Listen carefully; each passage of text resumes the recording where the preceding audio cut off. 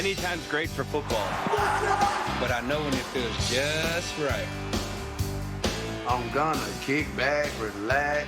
Watching football on a Friday night.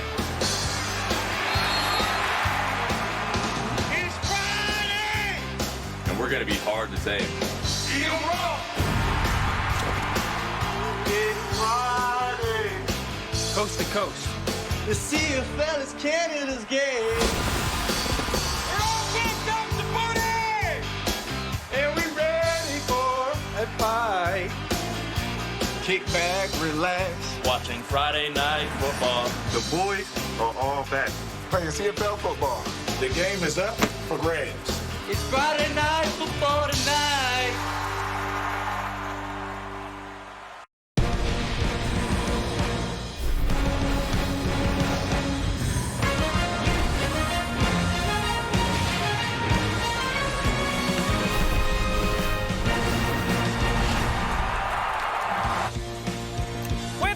Return the best case scenario for Chad Kelly. Nick Arbuckle continues to lead the double blue. Arbuckle coming off a strong performance against the Red Blacks and continues to lead the league in passing yards with 1,110 on the season. Yes, we understand that stats aren't everything. After picking up his 100th win in history, Bo Levi Mitchell has more on the line tonight. He needs just 90 passing yards to reach 40,000. If he hits the mark, he will become just the 11th player to do so. And how about this? A 15-2 career record against the Toronto Argonauts. It's a perfect night in Toronto for some football, and it's a perfect night to have these two guys back beside me. It is Paul LaPolice, Enoch Mwamba as we get set for an Eastern rival. Last night we got the Western showdown, and now we move to Toronto taking on Hamilton. Lapo, you don't need to tell us if this is a rivalry, because we know it is now. Even the players confirmed it. But what are you looking for in this game tonight? You know, the one thing, the stat that I think is pretty interesting is big plays. Big plays are defined in our league as a 20-plus run or a 30-plus pass. They're up, Enoch, 44% from last year. There's already been 72 of them. And Bo Levi Mitchell, 12 straight completions last week, carries it into this week. I want to see him take a couple of shots he's famous for. Maybe he's going to get Kenny all the way downfield. Tim White, looking forward to seeing some big play offense from the Hamilton Tiger Cats. Coach, I'm going to go opposite. You talk about the big plays and Bo Levi Mitchell and what he needs to do. I'm looking at Nick Arbuckle, Kate, and I don't want to see the big plays. We already know he leads the league in yards. But are they going to get the win? So I'm looking for the routine plays. I want to see Mattel involved. I want to see Tavares Daniels involved. I want to see Kevin Brown run the ball and be effective as well. So I want to see the routine plays, and I want to see him be consistent throughout the course of the game, and I think that's what's going to be able to bring him the win tonight. I'm looking for the defense. No one going on defense here? It's interesting. Enoch, you normally sway that way. I know. Gotta switch it up, Kate. Yeah, you know what? After Hamilton's performance against the Montreal Alouettes, I mean, they were able to stop the run, and, I mean, we can talk about Verisek all we want, but he was sensational, and you just wonder if that was such a high in his first game, if there's a bit of a letdown. But either way, I know it's going to be a phenomenal game because it's the arch rivals that are the Hamilton Tiger Cats and the Toronto Argonauts. It doesn't get much better than this in the CFL. Rivalry will add another chapter after this.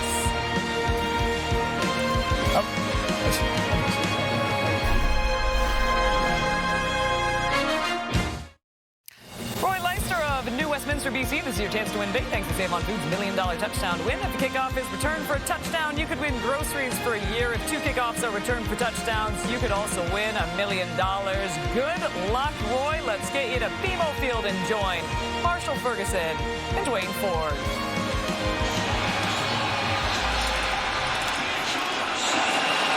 Thank you, Kate, and welcome to a pristine evening on the shores of Lake Ontario as the 2025 trifecta of QEW rivalry matchups begins with both the black and gold and the double blue coming off their lone victories of the season to date. Marshall Ferguson, Dwayne Ford, Matthew Shinetti down at field level throughout the afternoon, evening here. And of course, Dwayne, we know that there is a lot of history made last week.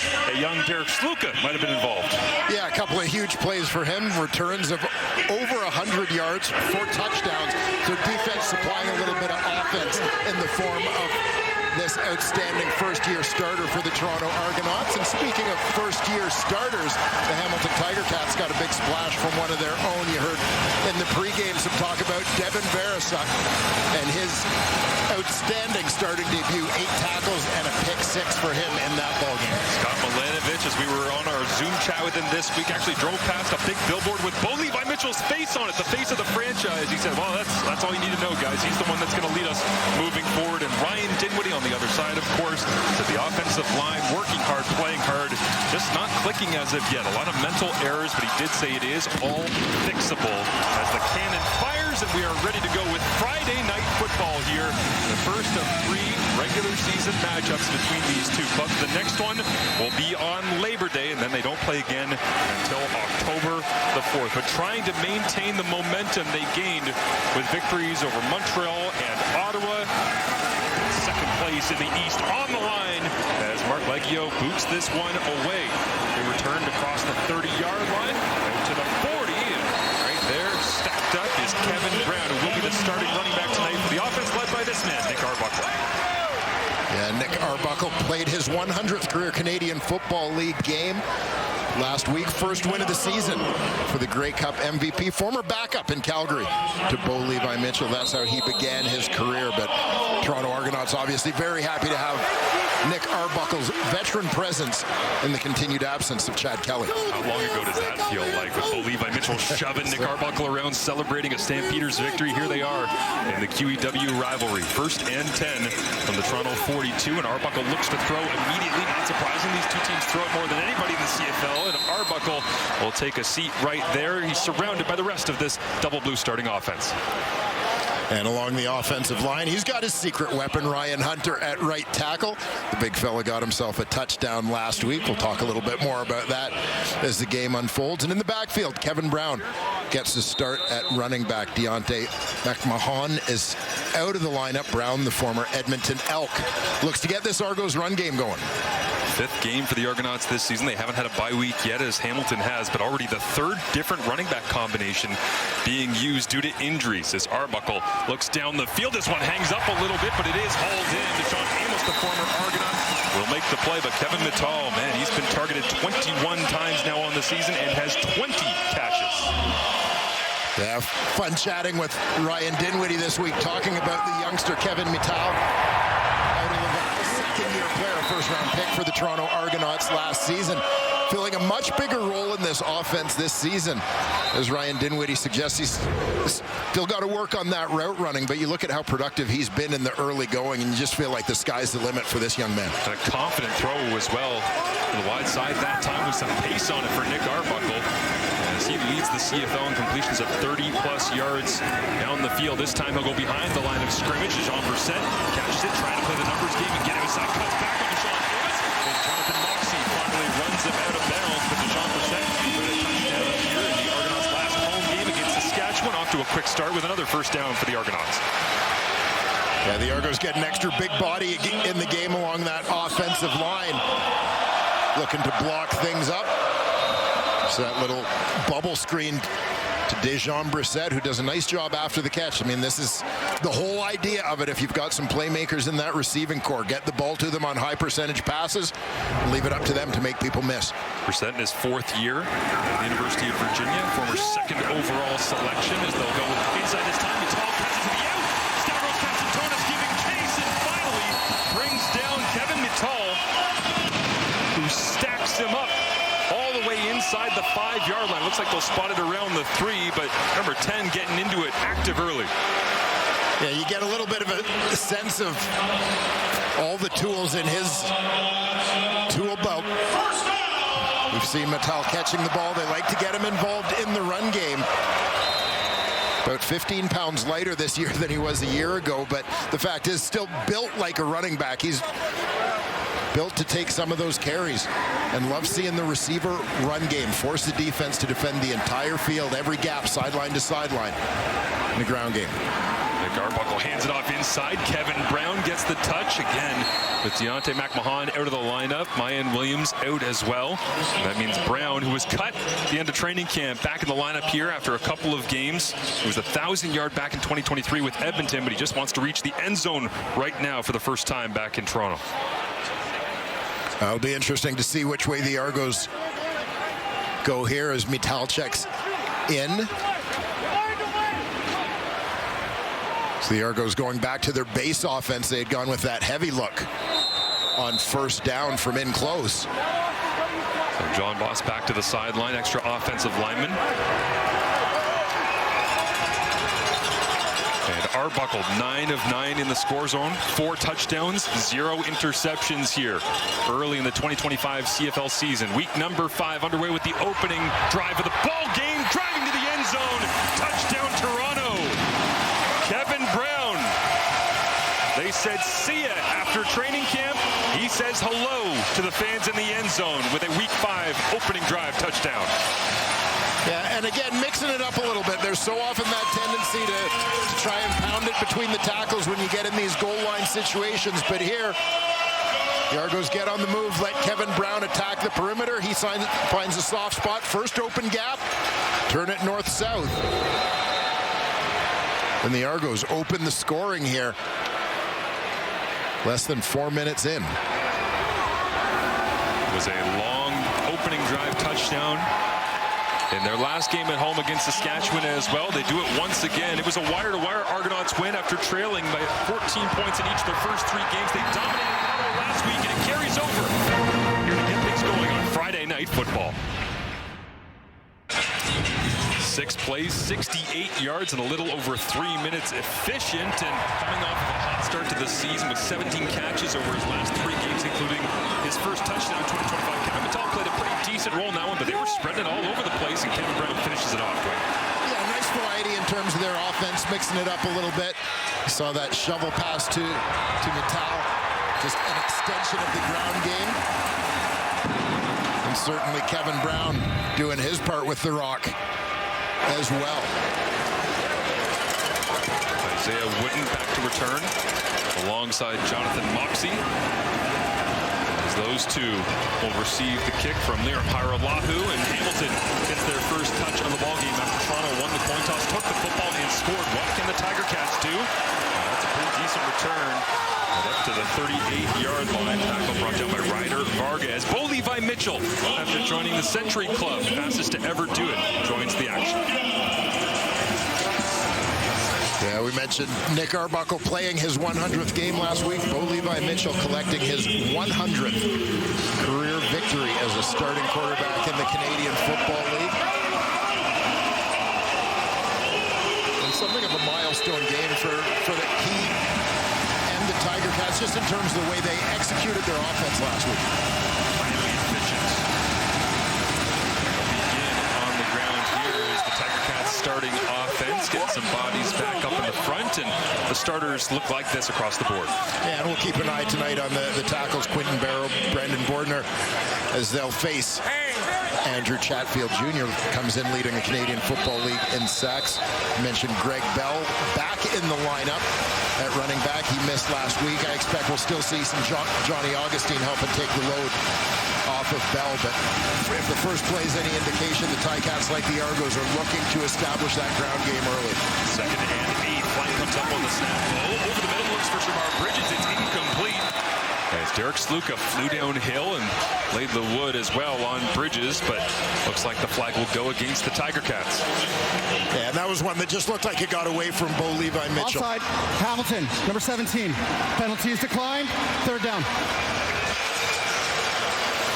Didn't get quite the release he wanted on that toss. It came in low for the intended target, Bridges. And after having 12 straight completions to end week number 4 in a victory against the Montreal Alouettes, just like that, the streak is done. Dead. 0 for 1 to open things up here, and trailing already by a touchdown as Nick Constantino will send this one away. 49.4-yard average. This is a beauty. All the way to that wide side. It's a 62-yard punt as Janarian Grant brings it back. Decent return that time to give Nick Arbuckle a little bit of life here.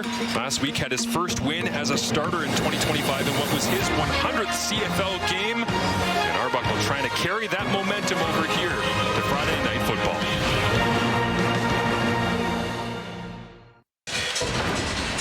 Nick Arbuckle taking some deep shots last week against the Ottawa Redblacks on the road. 5 of 6 on those attempts down the field. Ended up 18 of 25 and a pretty impressive performance overall. Though Ryan Dinwiddie very hard to please as of late with this offense. Yeah, looking for certainly a little more, as we've alluded to, in that ground game. Interesting to see much of the success that Nick Arbuckle had last week as you look at those clips. some things coming off play action. So certainly if they can get the ground game going. Great to see the Argonauts tonight wearing the Team Ted shirts. Support of Ted Gavaya, the general manager of the Tiger Cats, who's going through cancer. Is the defense constructed by Ted Gavaya looks like this for the black and gold. Yeah, Taiwan Garbett at defensive end, one of a number of former Winnipeg Blue Bombers. Followed Ted Gavaya over from the blue and gold. Brandon Dozier in that linebacking core with a couple of young guys in Wilborn and Verisek providing the experience.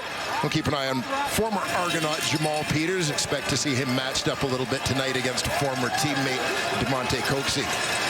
Two of the best their respective crafts. Peters spent his first 3 years at Toronto, says that's all in the past now. He is officially a Tiger Cat, is now a looping corner route, thrown way up high for Unger and taken away. It's intercepted by who else? Another former Argonaut, Deshaun Amos, crosses the 40-yard line and slides down at the 35. He tied a career high with 5 interceptions for the Argonauts last season right here. And he picks this one off as Arbuckle threw it up for grabs. Now the Argonauts have thrown 7 interceptions on the season. Yeah, and this is one where Unger gets in behind coverage. Basically, Nick Arbuckle is just trying to put the ball up to let Unger run under it. There's your intended receiver. There's the defender, Amos. You watch how Amos has to make up a little bit of ground here. As Unger gets in behind, but terrific recovery. Focus on that football with the over-the-shoulder catch by the former Argonaut, Deshaun Amos.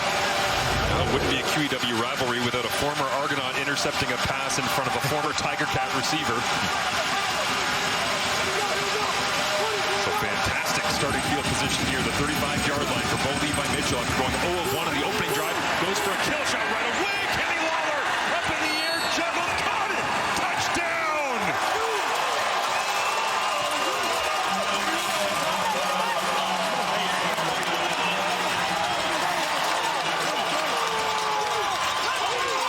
From 0 for 1 to 1 for 2, and a 35-yard strike to the most lethal man on the deep ball in Hamilton.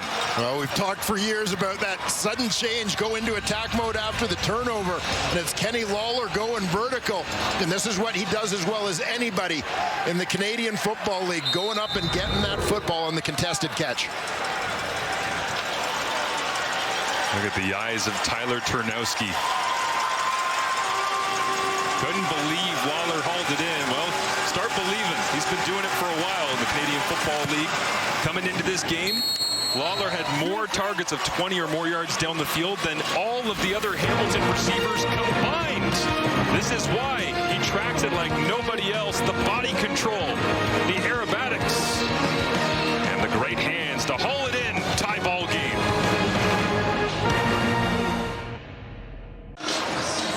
Lawler into the end zone as he hangs out on the side. Oh, give me some. Scott Milanovic. He's about it. Came over to see Kenny. An intense high five right there. Watch how the inside release here. Keandre Smith is going to hold the halfback, Mark Milton, down, and you'll see Kenny Lawler releasing from here as he goes deep. Milton is just a little late getting to him because he's got to watch that inside route first. Benji Franklin's caught on the outside. Allows Kenny Lawler just that split second to get in behind the defender and go over top of him for the catch. Deshaun Amos watching on after his interception, and he loves it. Lawler came in with 10 contested catch attempts. That leads the CFL. Add another one. And now a 6th contested catch made. Great attention to detail when the ball is high in the air. As big special teams tackle that time. Brian Cole, the second on the field making the play, but Lawler right there, never too far away from his quarterback, Bo Levi Mitchell, on the sidelines. Always good to be present with your quarterback. Don't let him forget about you for even a second. Not that they ever would with Kenny Lawler. Damon Roosevelt there, the receivers coach, now working with Shamar Bridges and Kenny Lawler, Tim White, Tyler Turnowski, Brendan O'Leary-Orange back in the lineup here in this ball game. Keandre Smith. It's a talented group, but so many of the looks have been going to White and Lawler, and rightfully so early in the season. What can Toronto do to answer now? They'll begin with the ground game, trying to push their way forward towards the 40-yard line. decent interior push that time, but trying to get this running game going is something they've prided themselves on under Ryan Dinwiddie as head coach. Yeah, no question, the physicality. Even look at the way this Toronto Argonaut team is constructed, and you think about the size that they continue to add along the offensive line, the newest faces that have come in, some of their draft choices in recent years. Sage Dockstader starting at left guard tonight at 6'6", well over 300 pounds. They'll go with a quick little screen inside, trying to get Kevin Mattal back into the mix, and he is turned around immediately. Devin Verzuk, standout second overall selection from this year's draft, had a pick 6 last week and does a great job that time, flowing right to the football, making the play they needed to force third down in the punt. Yeah, you heard Luke Wilson talk about Devin Verzuk in the pregame show. Tremendous starting debut for him. So tough, as we've seen over the years, for rookie linebackers, Canadian linebackers, to jump right into the lineup. It's just such an adjustment in terms of processing speed and so on. But Devin Verzuk has done a terrific job of it so far. John Haggerty comes out. Tiger Cats thinking about sending some heat. They'll bail out. Haggerty with a wobbling boot down to the 18-yard line of the Tiger Cats. 50-yard punt. Isaiah Wooden spun out of it. He's got some life here as he tries to stutter step and get the edge. He does get around Haggerty. Turns the corner. One more man to beat, giving chase, and a great job taking the angle, flying all the way back. As getting his first opportunity is Aaron Casey here for the Argonauts on special teams, but Isaiah Wooden Sr., a 48-yard return on the 50-yard punt. Side by side right there, the two starting quarterbacks, former Stampeders. As we throw it down for the first time to our man on the sidelines, it is Luke Wilson. You know, Marshall, I'm Coach Ryan Dinwiddie right now. I'm beside myself. Every week you come in, you scout the other team, and you script plays. And your openers here were phenomenal. You came out here, you took the ball in the coin toss, and they stretched the defense horizontally. They got Mattal going in the run game as well, receiver. Again, Hamilton looked a bit clueless on that first drive, and then you go to play action and you've got your man down the field and you underthrow it. He crafted up a great first 15, and you make a mistake like that, and when you got Levi Mitchell and this man, Kenny Lawler, on the other side, you're gonna pay. It's the first play they go to. They go to an 8-man protection there, because they basically say, hey, Bo, we're gonna make you safe. We got an extra lineman in. We're keeping our tight end fullback in. The running back ship on the way out. You will have time. Throw to Kenny unless he's completely covered. Then you got somewhat of a deep shot to the left as well. Again, he's got to be beside himself because they've done well and they've really stabbed themselves in the foot here. Yeah, no doubt, Luke. And you see Ryan Dinwiddie talking things over with Kevin Mattal on the sideline. They're not too upset right now, trying to stay even-keeled, even though you know the fire's burning pretty deep inside. Well, and it's so true, right? You miss an opportunity, and whether you want to call it Murphy's Law or, quite frankly, Bo's Law, he's going to make you pay for it. Yeah. They begin with that little inside touch on first down and leaves second down and 5 here. Hamilton threatening again quickly after the massive, now 51 yards officially, Isaiah Wooden Sr. punt return. As Greg Bell crosses the formation, Ternowski lines up in the backfield, and Mitchell looks to the outside, and this one was up for grabs. Bell hung up to dry a little bit there. It's Tavares McFadden driving on the football, incomplete.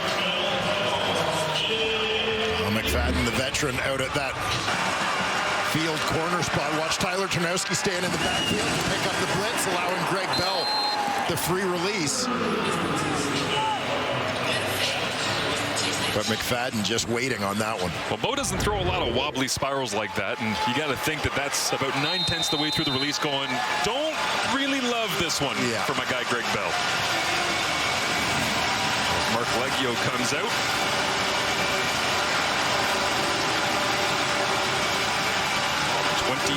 Straight. And Leggio has been money. Make it 24 straight. As you can scan the QR promo code on screen to get 35% off. Crave monthly plans for your first 3 months and stream the biggest blockbuster movies and hit series you just can't stop watching. Crave, proudly Canadian. Plenty of Argonauts fans out on a beautiful, steamy Toronto Friday night to support their Argonauts, the 19-time Grey Cup champions, and trying to get a victory at home for the first time this season after that road victory over the Ottawa Red Blacks last week. Toronto Argonauts didn't have a great record against the East Division last year, and obviously that impacted them in terms of playoff position, having to go on the road through Montreal to get to the Grey Cup. Beat everybody in the East other than Hamilton, and maybe good for them because Hamilton was 3-0 against the Argonauts last year. This one looks like it was ripped out, stacked up and ripping at the football. Verzuk at the bottom of that pile as well, right next to Kevin Brown. Casey Sales in there. Peter Nicastro, the center, still digging away.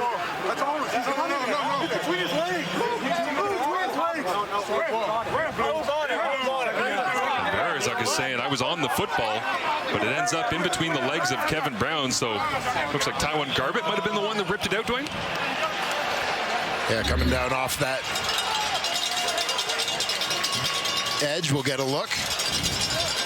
The Ticat defensive end, unblocked man, maintains that contained position until he sees that the ball has been handed off and then collapses to make the tackle. Watch the right arm. Good effort there by Garbett to force it to pop out. Argos fortunate to get back on top of it. Blood in the water as well as Ray Wilburn came flying in that time. And now Arbuckle's going to go down, thrown to the turf. Brendan Dozier in there alongside Julian Hauser. And Ryan Hunter knew he had his hands full with 95 here this evening. Early on, it shows why. Oh, Julian Hauser. Big game last week for him. A fumble recovery in the end zone for a touchdown. One of the veteran guys on this defensive line, just that delayed loop to the inside. Like Doc Stater knew he had him, but was just a little slow to react.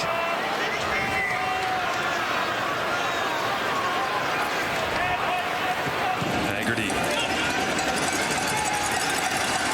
knocks this one down, see if Wooden can find some more space, and goes straight forward into a pile of Argonauts coverage. There's Derek Sluka. Last week on the road against the Ottawa Red Blacks, sensational as he's made his way to the Canadian Football League and obviously having an impact on the way that games are. I love this one, Dwayne. Just, you know, full gas one direction and slam the brakes on turn and go the other way with more from football to Canadian football. We welcome back Matthew Shinetti. Yeah, watch him as he gets into the end zone, Marshall, because as he was running into the end zone on that missed field goal return, Derek Sluka was thinking about, my legs are locking up. I haven't run this much since I was playing youth football when I was 6 years old. Now, the Argos equipment staff have those two footballs, and definitely Sluka wants to give one of them to his grandfather, Teddy, but he's had such an impact on the Argos defensively, on special teams. You remember, also went ahead and showed some receiving ability when he was with the Indianapolis Colts during their camp. Hasn't showed it yet with the Argos, and though Sluka is so comfortable whiteboarding everything that he can do for the Argos, he has also played high school quarterback in Waterloo, New York, and Nick Arbuckle asked Sluka, listen, if we need you, could you go in? Sluka's not that confident in his quarterbacking ability, so he said, sure, if you want me to throw 4 picks and a half. Hey, we've all been there, Matthew. I mean, I can speak personally to that one. I know what that feels like, but what an athlete, what a player Toronto's found for themselves here as Levi Mitchell took a seat on first down. Now he goes over the top to Kenny Lawler again, up in the air, and 89's got it. He'll walk into the end zone. Touchdown, Kenny Lawler. 79 yards for 7.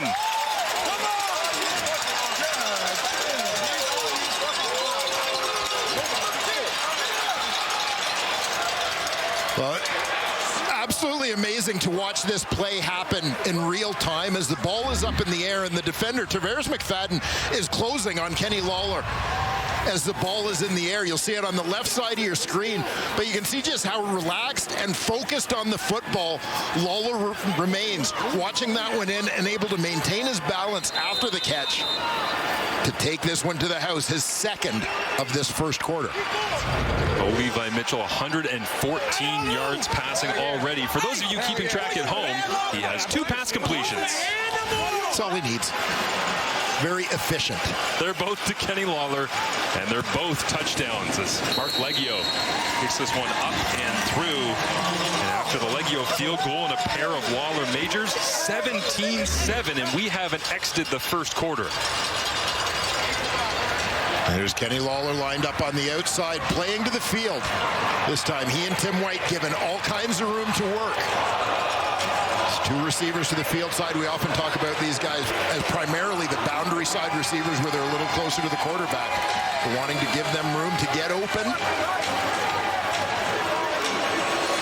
And Kenny Lawler takes advantage of the situation. Levi Mitchell bombs away after a relatively conservative game against the Montreal Alouettes last week in the victory, and Bo said it wasn't being conservative. We were doing the right thing against that Montreal defense. Well, apparently the right thing against this Toronto defense is for the cannon to open up. And these are the kind of fireworks that we expected to see from these two guys.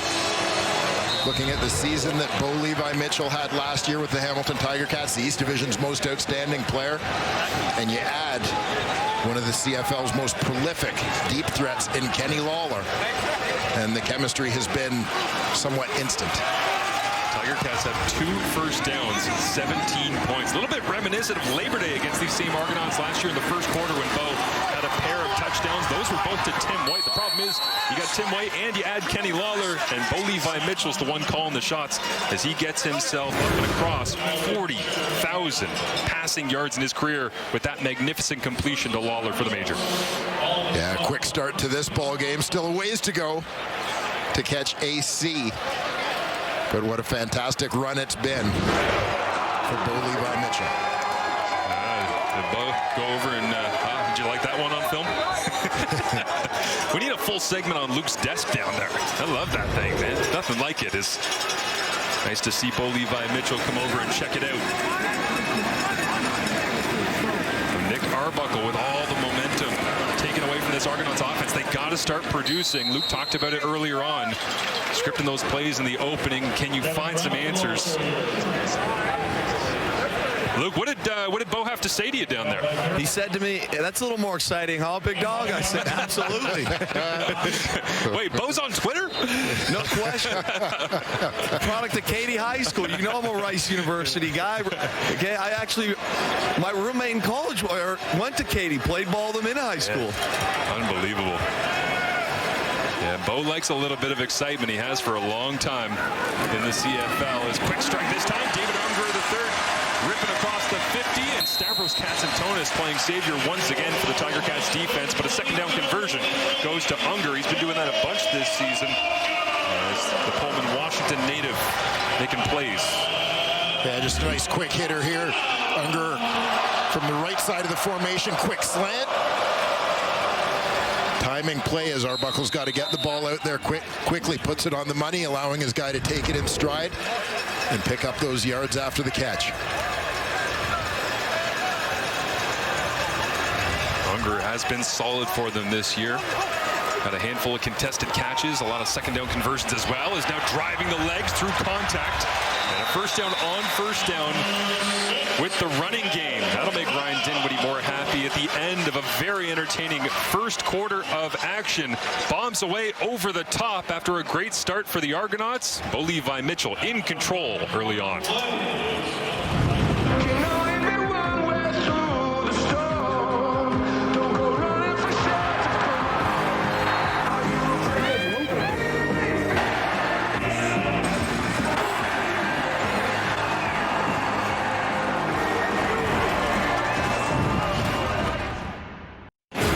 Just your regular boring first quarter between the Hamilton Tiger Cats and the Toronto Argonauts is, yes, just 2 first downs. You are seeing that correctly. 17 points on the board, and that comes because, of course, you have Bo Levi Mitchell to Kenny Lawler. It is an elite combination. There is absolutely no doubting that. But what can Toronto do now to answer back here, Dwayne? Well, for Toronto, I think they want to try and slow the pace of this ball game down, right? The track meet mentality seems to favor the Hamilton Tiger Cats based on what we saw in the first quarter. So I expect expect Toronto's going to kind of stick to that game plan. They're not trying to hide anything. We've seen a lot of that 6-0 lineman set with them trying to run the football with Kevin Brown. And Brown into the lineup here. Haven't seen Kalen Leyburn yet, who was signed this week in replacement of Mayan Williams, injured and out. Of course, Deontay McMahon also down and out, so plenty of moving and shaking in that backfield. But Nick Arbuckle has started every game so far for the Argonauts. Quick move this time, right through the middle of that Tiger Cats defense. Looks like that was Devontae Coxey making the grab and knifing his way as quickly as possible away from Casey Sales. I would suggest that's a good idea. Yeah, not quite in the same weight class. Devontae Coxey has been one of the top receivers in the Canadian Football League through the first month of the season. Just a chance for him to get the ball in his hands and get involved here in the early going.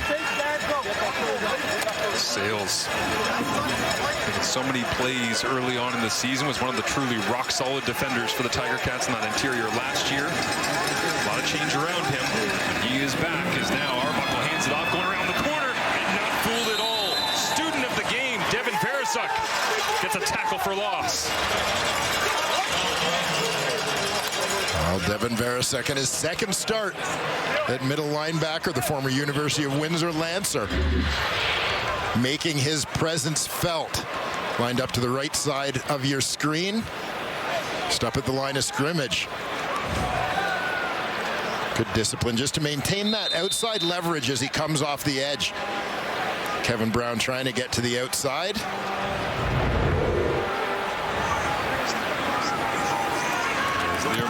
Low line drive of a field goal, but it is on the money as usual for Liram and for Devin Veresuk. He told us this week the toughest adjustment that he had was the physicality working against grown men that are trying to feed their families.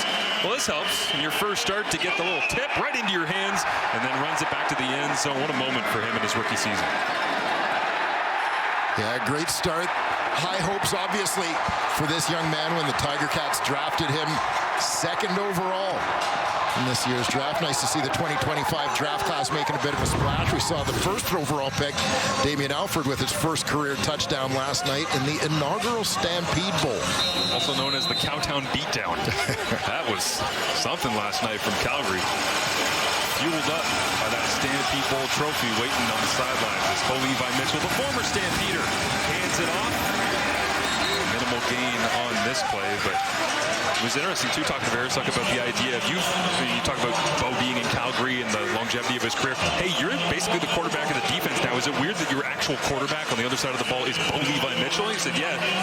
A couple of weeks ago we were playing a home game and my friends were outside the locker room. Bo came over and shook their hand, and then all of a sudden my friends turned to me and went, yo, that's Bo Levi Mitchell. I just shook Bo Levi Mitchell's hand. Yeah, Bo's been around long enough. You've got these young guys coming in the league who grew up watching him. Devin Veresuk being one of them.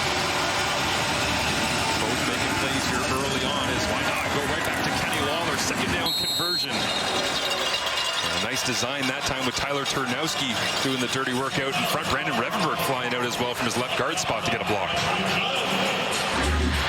And keeping the Toronto Argonaut defense off balance. A couple of deep shots to Kenny Lawler. Probably has that secondary sitting back a little bit. Not wanting to be run past. You just find different ways to get the ball to Lawler now in front of them as they back off a little bit. Lawler staring at Bo Levi through the sun. You see he's at the top of your screen with a little bit of a waggle. Give it to Johnny Augustine. 15 carries last week for 49 yards, and he'll tag on 10 more to his season tally right here as Augustine back in the flow of game action, splitting some reps with Greg Bell. Well, you gotta love when you go into free agency as you see the Tiger Cats with Giovanni Robinson in the game at tight end, running to the strong side of that formation. But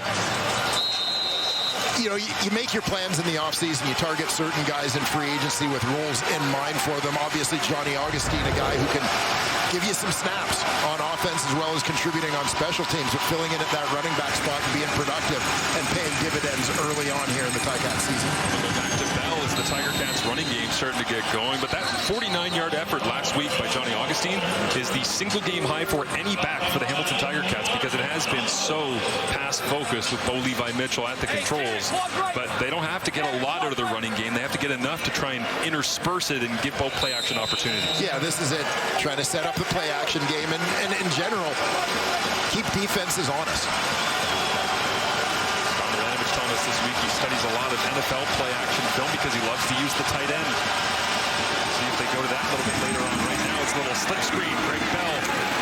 They're utilizing a little bit of everything in the Milanovic playbook, and another second down conversion with an underneath throw for Bo Levi Mitchell, and Milanovic right back into the call sheet.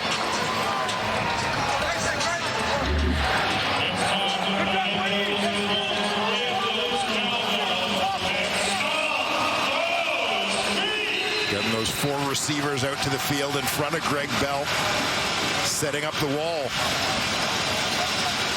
I know this was one of the things the Tiger Cats liked about Bell when they got him in the lineup last year, was that ability to catch the football out of the backfield. Litre in the game in the backfield alongside Greg Bell as well as Bo Levi fakes it, rips this one to the sideline. Shamar Bridges one-on-one dives towards the first down marker. Brought down by Tavares McFadden. It'll be second and short. Well, we talked to Scott Milanovic a little bit this week about Shamar Bridges and the fact that a guy who had over 900 yards last year looked like he was on his way to a 1,000-yard season before getting hurt right at the tail end of the year. But he moved to where he's playing a lot of his snaps a little further away from the quarterback, not targeted as often this year as he was a year ago. But the consummate professional never complains. He knows his time will come. Just keeps grinding out there for the Cats. Under center, Litre takes the snap and rolls his way forward. Interesting, obviously they went short yardage there, but how much Bo Levi Mitchell on the road here at BMO Field with a lot of Tiger Cats fans in attendance just down the QEW, working at the line of scrimmages. You see him calling out the signals, and you can hear how much he's trying to get everybody on the same page as they're kind of getting up to the line quickly and figuring it out together. Well, I like the sort of different look. We've seen Litre running that short yardage offense so often. Sometimes you see the quarterback split out, backup quarterback will come in, line up as a receiver. That time it was Bo still hanging out in the backfield. Litre just steps under center to take the snap. First and 10. Mitchell looks left, fadeaway shot, gets it to Greg Bell, and chasing it down is Isaac D'Arcangelo, flying up from that middle linebacker spot. As Bo Levi Mitchell has been a dominating force throughout his entire career against the Toronto Argonauts. There you see the numbers. And of course, highlighted is that 70% completion rate, but 15-2 record ain't so bad either. Trying to up his career winning percentage overall with another victory against the Toronto Argonauts. They'll try to convert on 2nd and 4 to the 15. Mitchell looks left, finds Tyler Turnowski, who turns, smells the end zone, and gets a massive whiff of touchdown.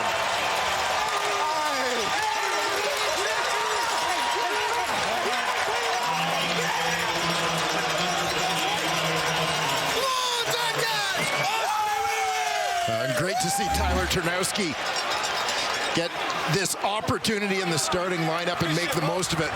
Slot in close, he's just running that out. And that time it's Kenny Lawler clearing things out for him, driving the corner off. Turnowski breaks out into that open space. But, you know, this is a guy, you mentioned him doing the dirty work. We've seen him in blitz pickup, blocking for his fellow receivers on hitch screens already tonight, but he had a huge play on special teams last week. The tackle that set up the Julian Hauser fumble recovery for a touchdown. That was a game changer, and Turnowski often working in the shadows, but that time in the spotlight and into the end zone as 88 makes his presence felt here. Levi Mitchell rips it, puts it on, turns, knifes, straight to the end zone. Turnowski touchdown and a 14-point Tiger Cats advantage. A picturesque evening here in Toronto as the Hamilton Tiger Cats controlling the action right now. And Bo Levi Mitchell finding Tyler Turnowski. He's only got a handful of grabs on the season. That just his 4th so far, but his first touchdown, and Bo happy as ever. Well, Bo has got to be loving the start. No doubt Tyler Turnowski loves the moment. Still wearing his college colors, the former Waterloo Warrior.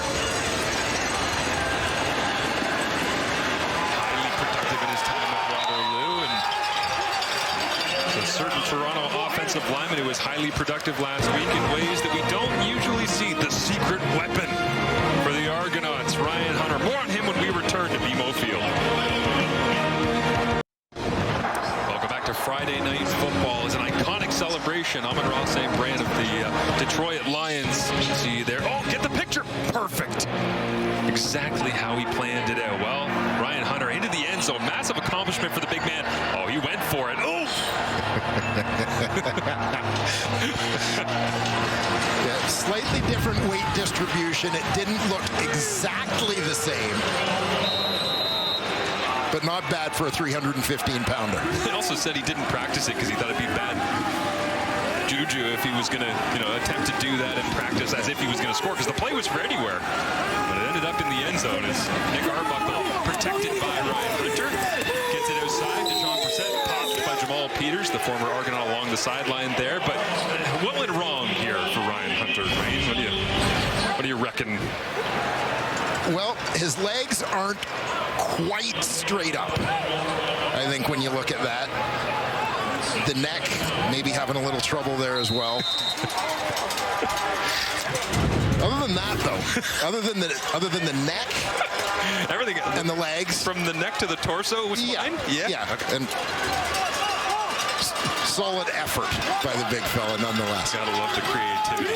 Perhaps the best celebration we've seen in Ottawa since John Gott from a big man. Yes, I would suggest that John Gott's celebration was more O-line appropriate, more body type appropriate, if you will. I do love the prop comic of Ryan Hunter deciding to go for the skinniest possible human celebration. Yes. Yeah. Arbuckle picks up the first down there with a handoff to Kevin Brown, and Ryan Hunter goes back to work at right tackle this week as we play on a left guard at various points. Told us this week that he's trying to sort out exactly what the body patterns, the rhythms have to be when he switches positions like that. Is this one off the hands of Kevin Brown, incomplete? It'll be 2nd down and 10. Yeah, interesting having a chat with Ryan Hunter about changing positions, because obviously different spacing, different timing in terms of your pass sets when you talk about just moving from inside to outside along that offensive line, but then you throw in switching sides, right? And to put it in perspective for people, like, you're so patterned in terms of your pass set when you get used to being on a certain side. Like, this is like asking someone to write with their non-dominant hand. It's almost more like switching from your right hand to your left foot than your left hand. As Arbuckle thought about sending it down the field and tries to go and get the first down. Ray Wilborn flies into the 50. It'll be about 4 yards shy of the mark needed. And right around midfield, Toronto doesn't feel like gambling right now. With 5 minutes remaining in this first half, down by 14. And you'll see how things open up here for Nick Arbuckle, leading to the decision to try and run with the rock. A little opening there, but second-year man Ray Wilborn shuts it down. And one of those moments, too, where you see Ryan Dinwiddie said this week as well that he doesn't want Nick to have to extend plays as much as he is. They're just having the pocket collapse a little bit more than they originally had planned. With the line group that they have, as Haggerty bombs this one down inside the 5. Isaiah Wooden will put his head down and go get what he can. There's a 56-yard punt. And Bo Levi Mitchell trying to create some more Lawler magic with the 2 touchdowns from that first quarter. Well, the CFL's all about matchups of the Stars. Derek Sluka, Kenny Lawler. Luke Wilson has more on how they've interacted. Luke? Marshall, if you go back to last week, and I know you and Dwayne talked about it, but you talked about Tim White because he was getting a lot of underneath throws. Kenny Lawler was going deep, and the Alouettes were playing Kenny. This week, the Argos have said, no, we're not going to do it, and this was very strange. You've got your free safety here. He decides to play the boundary, and then McFadden is outside leverage on Kenny Lawler. Your field half plays down on Tim White, and that's how you get a 79-yard touchdown thrown over your head, because your free safety is basically saying, hey, you're alone over there, and McFadden is still playing outside leverage, so it's a very tough spot for McFadden in. Kenny Lawler is clearly one of the best, if not the best receiver in the league. They're going to take that matchup 10 times out of 10. Yeah, absolutely, Luke. Is that time incomplete with Who else? And it looks like Sluka flew over and helped out McFadden that time as Lawler asking for a little trip to the sideline here, so they'll change out personnel package. Yeah, interesting when you look back at that big play at how the Tiger Cats use the field. We talk about the two receivers. Yeah, you can see him as he was shaking his hand. Looked like he was waving to the bench calling for a sub, but I think he was showing them that he had a finger problem. Well, he almost reacted immediately as if it was dislocated, popped out, needed to get it popped back in. But doesn't look too worse for her. We'll see what they do on the sideline here as he's out for this snap. And penalty by Mitchell is brought down. Already made a huge special teams play. Aaron Casey on defense gets the sack for the CFL's leading sack attack. And I know the Toronto Argonauts are excited about this young man, Aaron Casey, number 36. Made his Canadian Football League debut last week. He's playing certain situations there. Comes off the block, stays aware of the quarterback as he tries to step up in the pocket to make that play. Now Nick Constantino from his own end zone. Well, Hamilton finds himself in a tough field position. I think if I were Wooden, I would have let the punt bounce into the end zone. I would have taken my chances on that one. Constantino will kick this one away. Janarian Graham, one of the most dangerous returnmen in the CFL, catches it right at the 55. Trying to get to the field side. They set it up as a field return. Can he get there to the outside? Makes two men miss. Now three. Gets to the wall and stumbles. And after all of that, just a couple of yards on the return, but ran about 50 yards horizontally as we've hit the 3-minute warning here in Toronto. And the Tiger Cats looking for back-to-back wins. Hold on to it, 24-10 right now. Okay, look. You see, I know you saw the angle, but this is a different angle. Did you see this one? Seen the cow 50 times. Saw the cow. Look. You talked about this, right? You got to do a coach's playbook on this. You got to do the technique. We know you beat the cow. We know you beat the cow. You got to do a coach's playbook on this.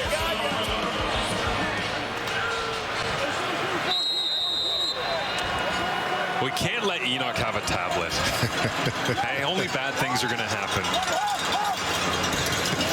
What a race, eh? Beat the cow. Oh. Crushed him. Nick Arbuckle flips this one out. Kevin Brown getting involved here in the receiving game. Pretty decent amount for the Argonauts offense that on their opening drive had 68 yards, and since coming into that play, just 42 and an interception, of course, from Deshaun Amos. Yeah, just struggling to regain that momentum that they established out of the gate here. Arbuckle looks to quick throw, and this one bounces off the hands of Tavares Daniels, incomplete. And Destin Talbert right there on the coverage. Yeah, Daniels had that inside position, but Talbert, second-year man, does a nice job just ducking underneath. Not sure if he actually touched the football or just did enough to create a distraction for the intended target. It also looked like Miles Fox might have got a hand on that as he threw the big paw up, number 91 for the Tiger Cats on the interior defensive line. So team effort from a Hamilton defense that held Montreal to just 57% pass completion last week in Hamilton's first victory of the year. As now Liam Hauerlagu on a low snap hammers this one through.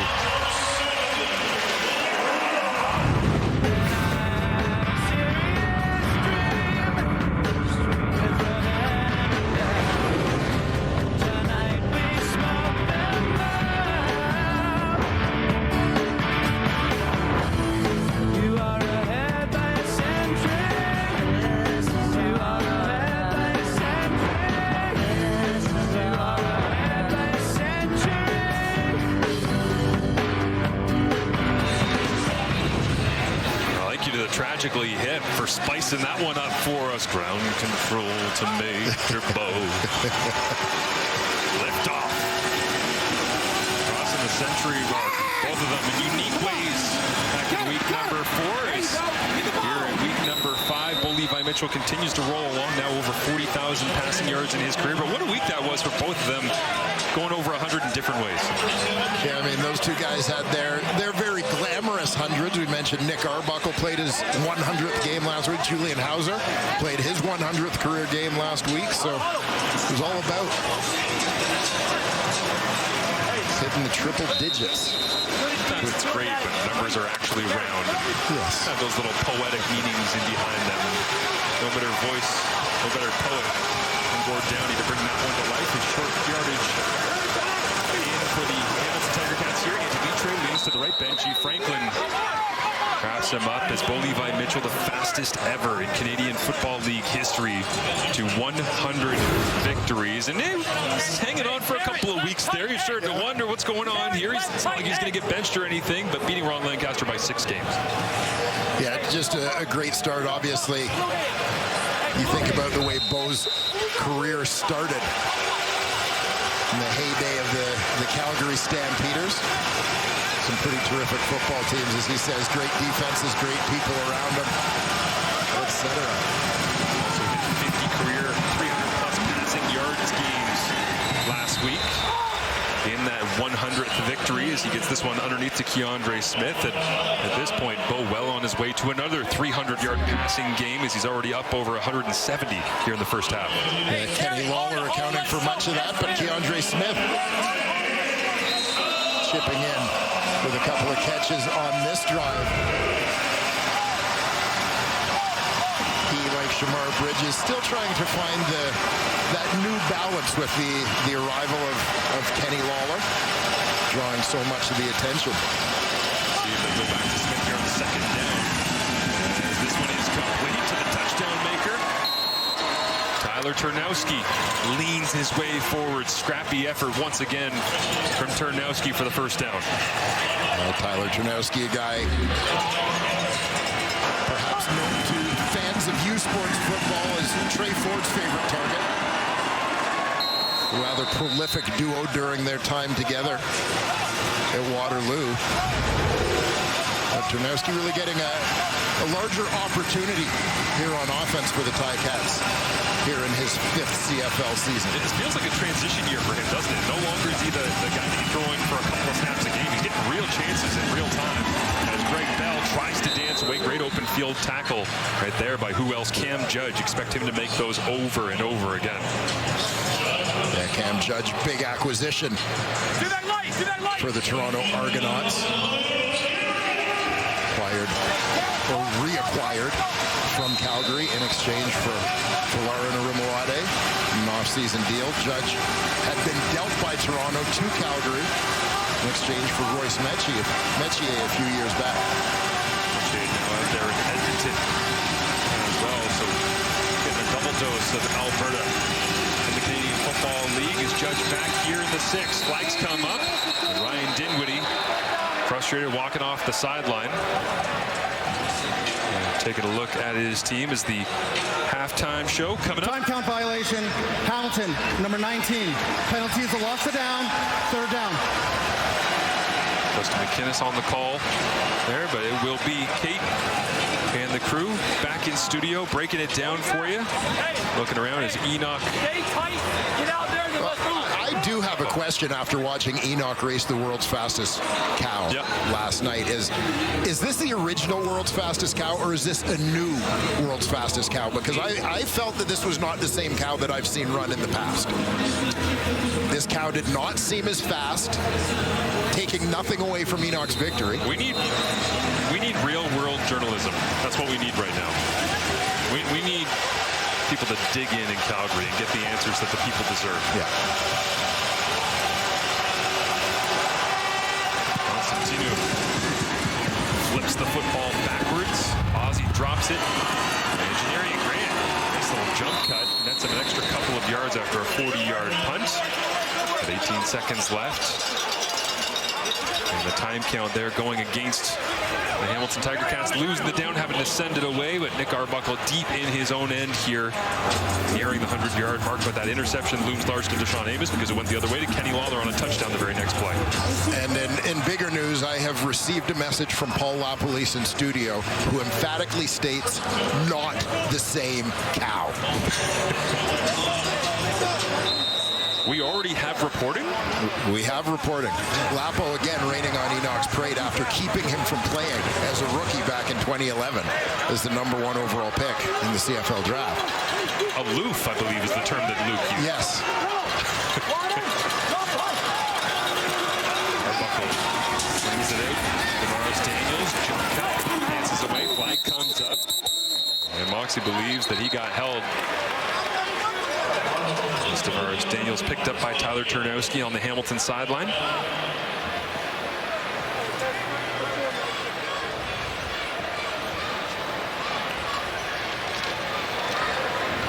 Before yards were gained, holding. Toronto, number 83. Half the distance to the goal. Will repeat first down. A tough one for David Unger out there trying to get things blocked up for his fellow receiver.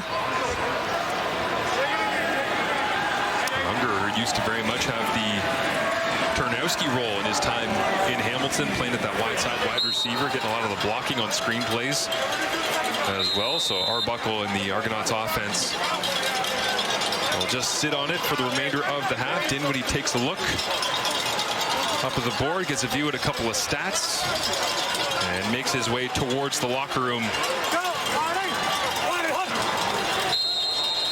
where the Toronto Argonauts will try to regroup and figure out how to come back down 11 points at the half, as Kenny Lawler, sensational first time for the Hamilton Tiger Cats here down the road. If he plays like this all season long against the Argonauts, it's going to be a nightmare in all three of these matchups in the regular season. Certainly the Tiger Cats in this rivalry game against the Toronto Argonauts getting a good look at exactly what they had in mind when they went out and got Kenny Lawler in the offseason. Well, Lawler standing alongside our Matthew Shinetti. You know, Kenny, you and I were talking before the game about playing with the defensive back, using your eyes and using your head nods. Are they biting over there on Toronto's side? You know, just playing football, man. Not really into the mind games right now. We just out there just getting it. So, you know, I knew I had a one-on-one shot when we lined up, and it was just taking advantage. Speaking of what's going on right now, your hand, take us through it. I saw when you came off, you looked right to the medical staff and said, my finger, how is it? It's good. You see, I'm right here. I'm still in the game, man. Just throw a little tape on it and let's ride. In terms of the second half, keep attacking their secondary. The kind of chemistry Bo and you are building, is it in a good spot? Yes, sir. Yes, sir. It's always foot on neck, so that's what we do. Thanks for this, Kenny. Thank you. Thank you. Kate, Ticats up 11. Matthew, what a start for Hamilton in this one. Kenny Lawler, 123 yards, 2 TDs already in the first half. What a start for him as well. And look, Marshall Ferguson asked for real-world reporting. I will give you this before breaking down the game. Not only was that not the cow, that was not the backup cow, and I heard it wasn't the backup to the backup cow. So I'm not trying to discredit you. I'm just saying. Stuff about the cow. We're gonna have to go. Cow. They brought the cow out. Okay. He lost. That's all that matters. And let's get to the game. And why all this bashing? I drafted him first overall. That's the only true, time a player ever from St. FX. He got hurt for 9 games. Okay, you know what? This is off the rails. Let's get back to the game right now. Because you know what? For the Hamilton Tiger Cats, and honestly, Paul LaPolice, I really wish we could roll back the pregame, because you sat there and you said this is going to come down to the big plays. You gave a statistic of how big plays were up this year, said 44%, I believe. And guess what? Whole first half. Guess who's right? You just need to listen to Lapo is what I'm telling you at home right now. Well, it started with Deshaun Amos. You know, we saw him in the interview, and he gets his Grey Cup ring, all the different things he's gone through switching teams.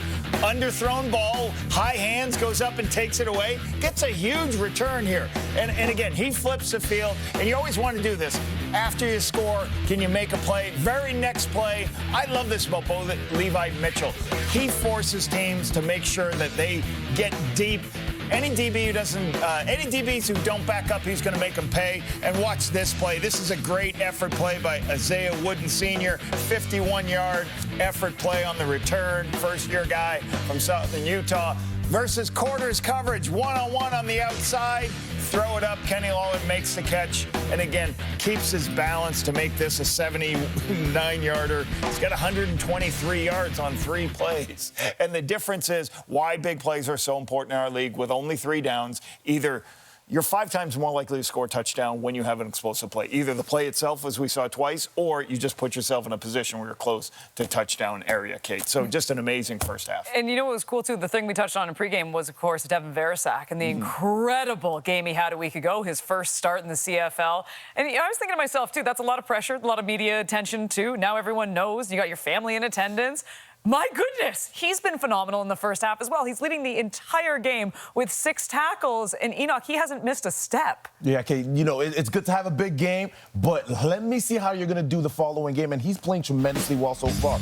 Leading his defense this game really in tackles. He's playing all over the field. He's going left, right, and center. He's tackling the running back right here in Kevin Brown. He's running. He's seeing he's very agile. Look there, right there. He changed direction very well again. He played the quarterback as well as played the running back and made the tackle. Right here, you see him. When we always talk about it, you like to see sideline to side like linebackers, and this is what he does right there. Even on a passing play, he's able to make the plays. Right here, he just shows his versatility, his strength, and his ability to make plays. His coach in university, Pat Donovan, said he's a great communicator. Talking about now what the Toronto Argonauts probably need to do a little bit more here.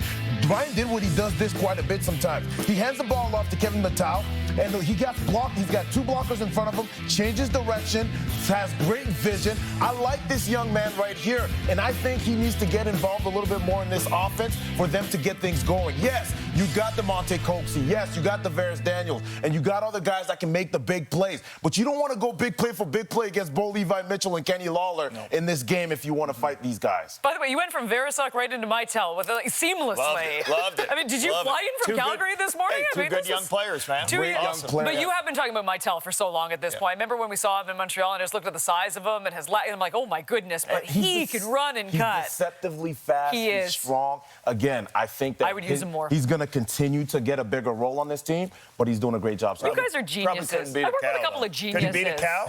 I don't know if he could beat a cow, though. Locked in, you know we're never gonna quit.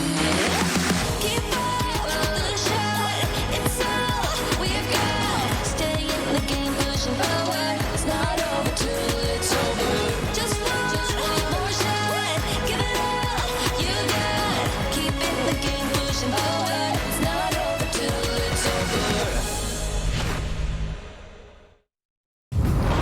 Fantastic news for the BC Lions. Nathan Rourke will start this Saturday when the Lions take on the Alouettes. Rourke has missed the last 2 games due to an oblique injury.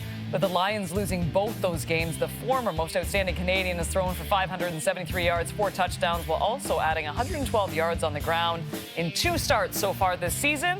And the news just keeps getting better around the league. Not just Nathan Rourke. Drew Brown also returning for the Ottawa Red Blacks. Enoch, of those 2 QBs, which one is more important to their team coming back right now, in your opinion? I'm going to go with Drew Brown, and this team absolutely needs him. They are struggling heavily without him. First game of the season, Drew Brown came out and was explosive. 400-plus yards, coach, in the first game of the season. And everybody that came to replace him, Matthew Shills, Dustin Crum, didn't get anywhere near him in terms of statistics. 351 yards has Dustin Crum had, and Matthew Shills has had 205 yards. 3 interceptions for Matthew Shills and 1 interception for Dustin Crum.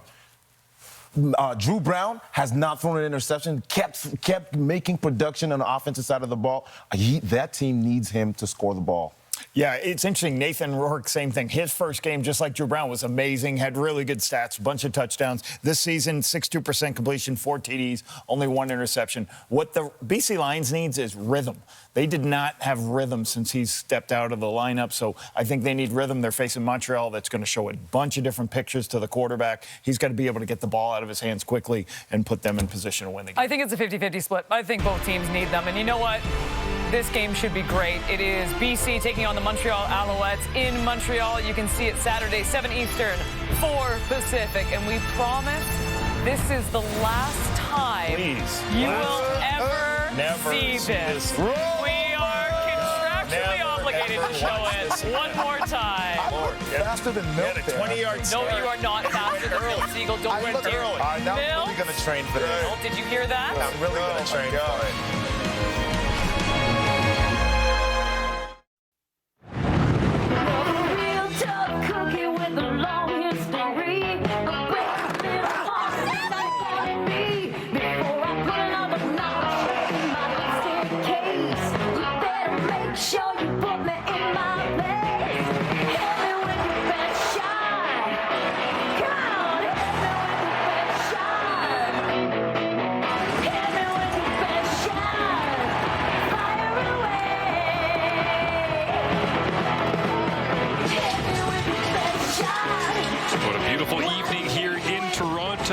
best shot of the Hamilton Tiger Cats. Well, it meant 24 points in the first half. Ryan Dinwiddie looking for answers. He's standing field side with Matthew Shinetti. Impressive drive to start the game, Ryan, but are you seeing that urgency that you wanted out of your team? No, I think offensively we got to stay on the field. I think defensively, we get behind. I thought we had a good momentum going until the turnover. We just got to suck it up and find ways to win. Clearly saw a lot of progress down the field. Kevin Mattel running the ball, and then Kevin Brown. Any chance going back to that in the second half? Yeah, we got to find a way to run the ball. We're only averaging 2.8 right now, right? That's not good enough, but we got to get the ball out of our hand. We're going to have to get some quick game going, and we have to run after the catch. Thanks, Ryan. Thank you. For the Toronto Argonauts, twice in their first 4 games of the season, they allowed 0 points in the first quarter. Obviously, that is not how this one began. A different texture to this game, but unfortunately for them, following a similar script, being down here early on in the second half is Liram Hairola who gets it underway. Toronto took the football to begin the football game. Hamilton will get the football here to open things up in the third quarter as Isaiah Wooden tiptoes his way down the sideline and steps out of bounds as Bo Levi Mitchell in a first half that included plenty of Kenny Lawler on the other end.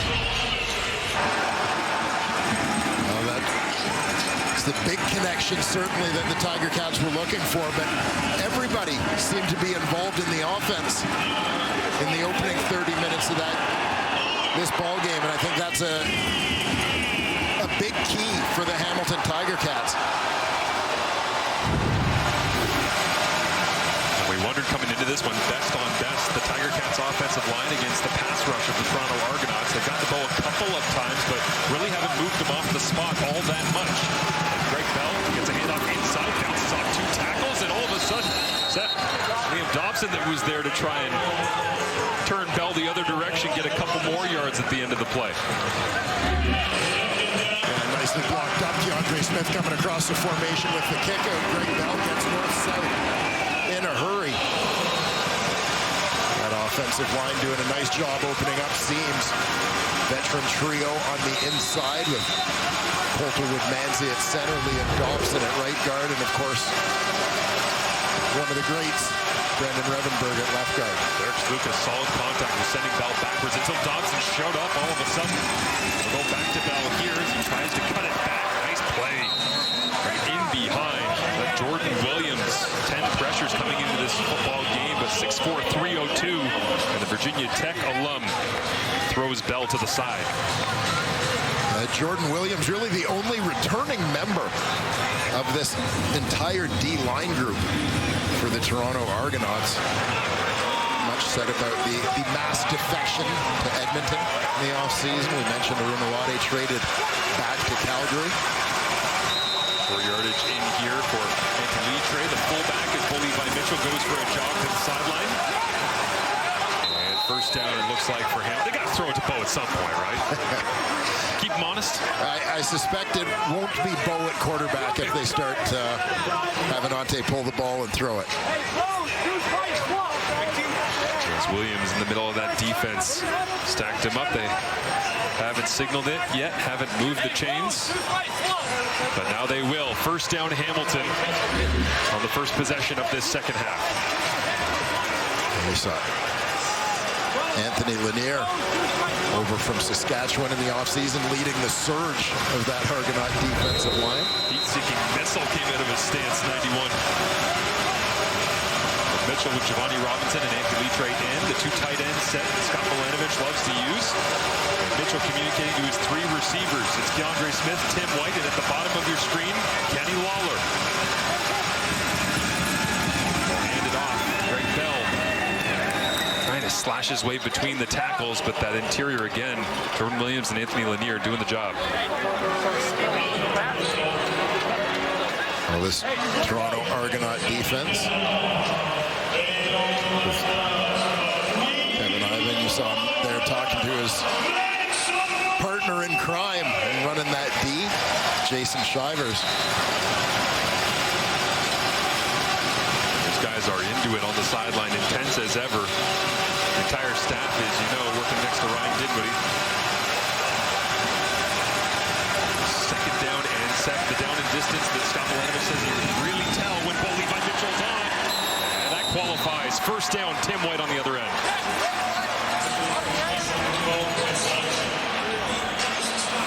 Tim White just running that quick slant, getting to the inside on his defender, getting underneath. Just taking that quick hitter before Mark Milton can get down. The DB sitting off. Low-hanging fruit for Bo. The ball coming out of Bo's hand as well as ever as you watch that super slow-mo release. Just smooth. Over the right palm of 19 as this time they'll hang on to it. Now flipping out. Tim White's got some room. Stutter step. Gets back on his heels and pushed it downs inside the 15-yard line. Spot on just outside the 12, so deep in the score zone here where Bo Levi Mitchell coming into this game. 8 of 9, 4 touchdowns, no interceptions. So you see Tim White working from the backfield. He's going to get across the formation. But just with that late motion, it makes him so hard to track, regardless of the coverage. Counting for a guy switching sides of the formation late in the cadence. Nice on Blackburn in a bad spot there. And Isaac D'Arcangelo had to hustle his way out from middle linebacker. Blitz is on here for the Argonauts. Quick turn. And Lawler makes his way down to the 5-yard line. He's looking for the end zone for the 3rd time already in this ball game. You can just feel how the Tiger Cat offense has the Argo D a little bit off balance right now. Hit a couple of those big plays early in the ball game to Kenny Lawler, but then come out here to start the second half, leaning a little bit on their running game. Maybe getting the Argos creeping up a little bit. A couple of quick hitters to Tim White. Right down here in scoring position. Extra offensive lineman is playing fullback there. Nate Dugan, number 61. They'll hand it off. Good towards the strong side. Greg Bell runs into a pile of Tiger Cats. Reached out. And the ball popped loose. And they'll say down at the 1-yard line. The field is down by contact. First down. And the short yardage unit, nicknamed Rhino, coming out for the Tiger Cats. Yeah, it seemed pretty clear that as Bell fell to the turf, it was on his landing that ball popped loose. He's trying to reach for that goal line, but D'Arcangelo and Milton had him tied up. You can tell he wanted that one. Ninth play of the drive coming here. Down deep in Toronto territory. Mitchell sprints out to his right. Receiver falls down, but only has one option. Off the hands, into the end zone. Touchdown. Brendan O'Leary Orange, but there's a flag down.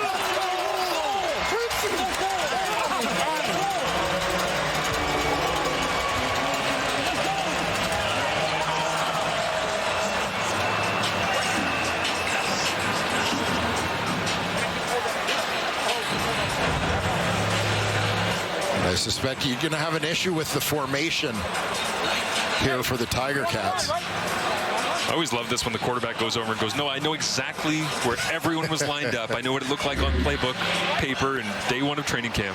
So here you can see in the box, 5 on the line there, Procedure, 6 inside. No end. Hamilton. 5-yard penalty.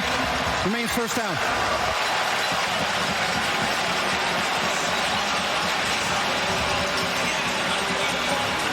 So they're suggesting no end. Yeah, so he was on the line. Outside, yeah. The other 2 receivers must have been off. Yeah, just out of the picture. Well, interesting being down here in Bo Levi Mitchell throwing, as I actually asked him, I said, why would we get inside the 5? Do we decide to just play rugby all the time? Why can't we just throw it? Everybody's giving you man coverage anyways. He said, yeah, whenever I see, Scott Milanovic throw up the 5 fingers saying 5 receivers, that's what I love when he has confidence in me being able to play normal offense down here inside the 10-yard line. We'll see what they do with Bo. Looks to hand it off. Greg Bell cuts it back, finds the end zone, and Hamilton extends their lead.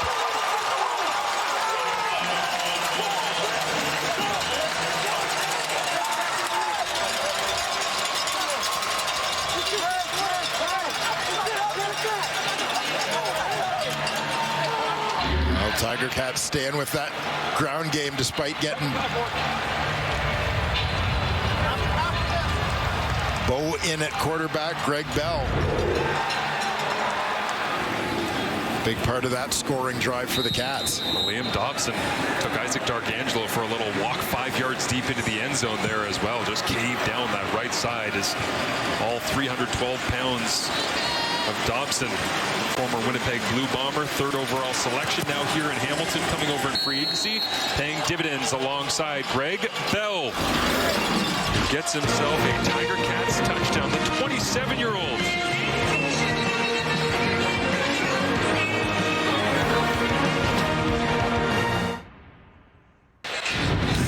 The Hamilton Tiger Cats into the end zone. Greg Bell punctuates it at the end, cutting back, but just gashing right now up the middle of that defense, whether it be on the ground or through the air.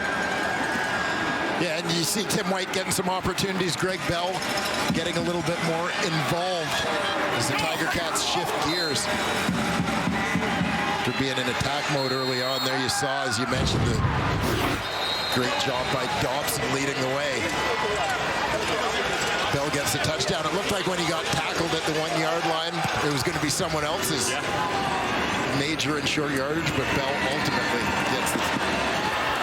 Toronto trying to mix things up here. They get Janarian Grant, a little reverse on the return down the sideline, get a block, and Janarian Grant, magic in 2024, and brings BMO Field to its feet. Fire the cannons! Grant's back in the end zone at 25.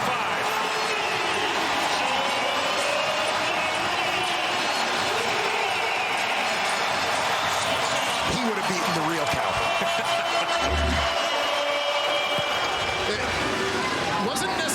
The smoothest exchange on the reverse here. To me, it looked a little telegraphed, but the Tiger Cats had been sucked in just enough to allow the speed of Janarian Grant to take over.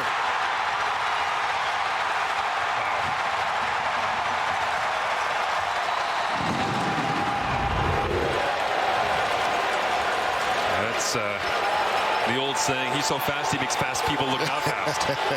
That was Destin Talbert that was trying to track him down at the end, and Janarian Grant just opened up. And it reminds you, the man they call JG is elite as they go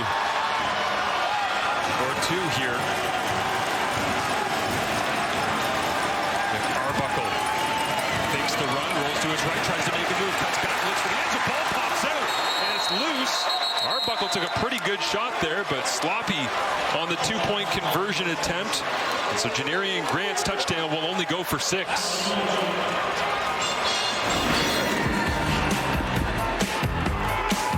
Janarian Grant points down the field at Mark Leggio. You can't touch me. All the way to the house as Grant relives the magic of last season here at BMO Field. Oh my Lord, thank you for blessing me. What am I doing? Janarian Grant, one of the more special returners in the Canadian Football League. His time up here, and you see the fewest games per kick return touchdown in CFL history. There are some legends up there, and he has certainly staked his claim to being in that conversation. Well, that's so impressive when you think of a player at any position. As this one drops down short, big kick in the air, and Wooden waited for it and somehow was able to get on top, now spinning his way out towards the 40. That was a gorgeous moonshot kick from Liram Haralah, who almost paid off.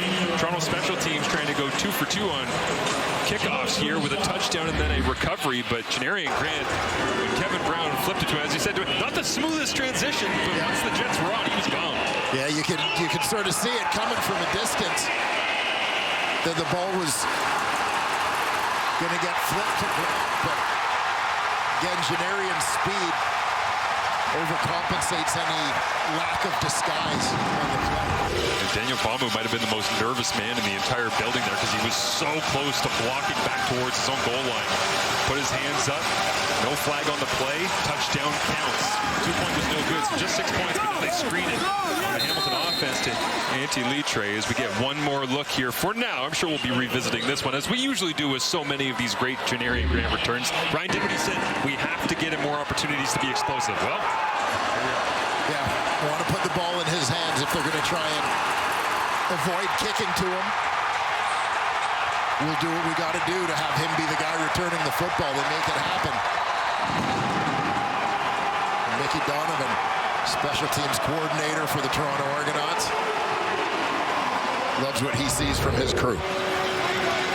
Redemption for a group that in the end of the game against Saskatchewan had Mario Alford take one to the house. That was the game winner when they only had 11 men on the field in that one. So the kickoff and kickoff return units buttoning down over the last couple of weeks as a measurement here. And a first down for Hamilton on the screen out to Antti Lutre. I should mention as well for the Hamilton offense that first couple of football games, Bo Levi Mitchell completion percentage 62%, 65%.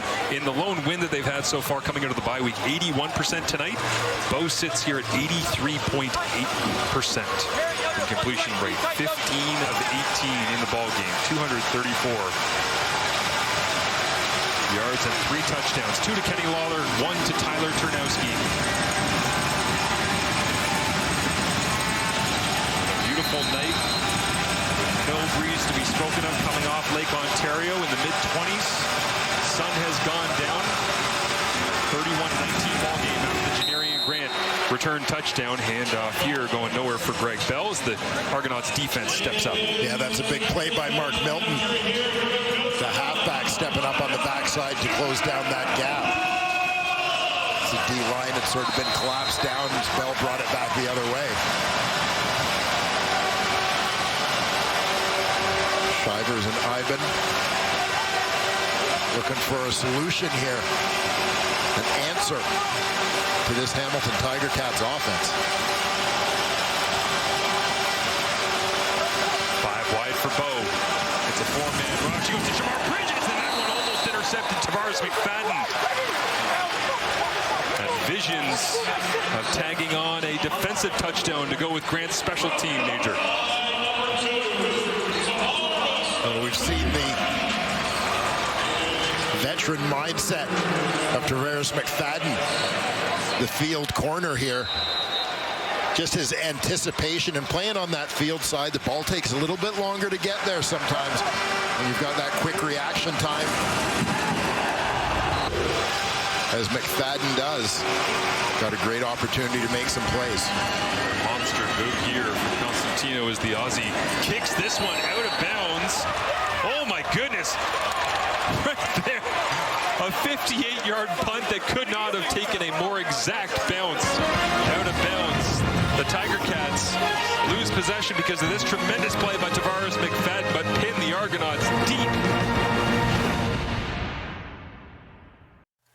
Roy Leister of New Westminster, BC. You've just won groceries for a year thanks to Save on Foods' $1 million touchdown to win. Congratulations, Roy. If there is another kickoff return for a touchdown, you could also win $1 million.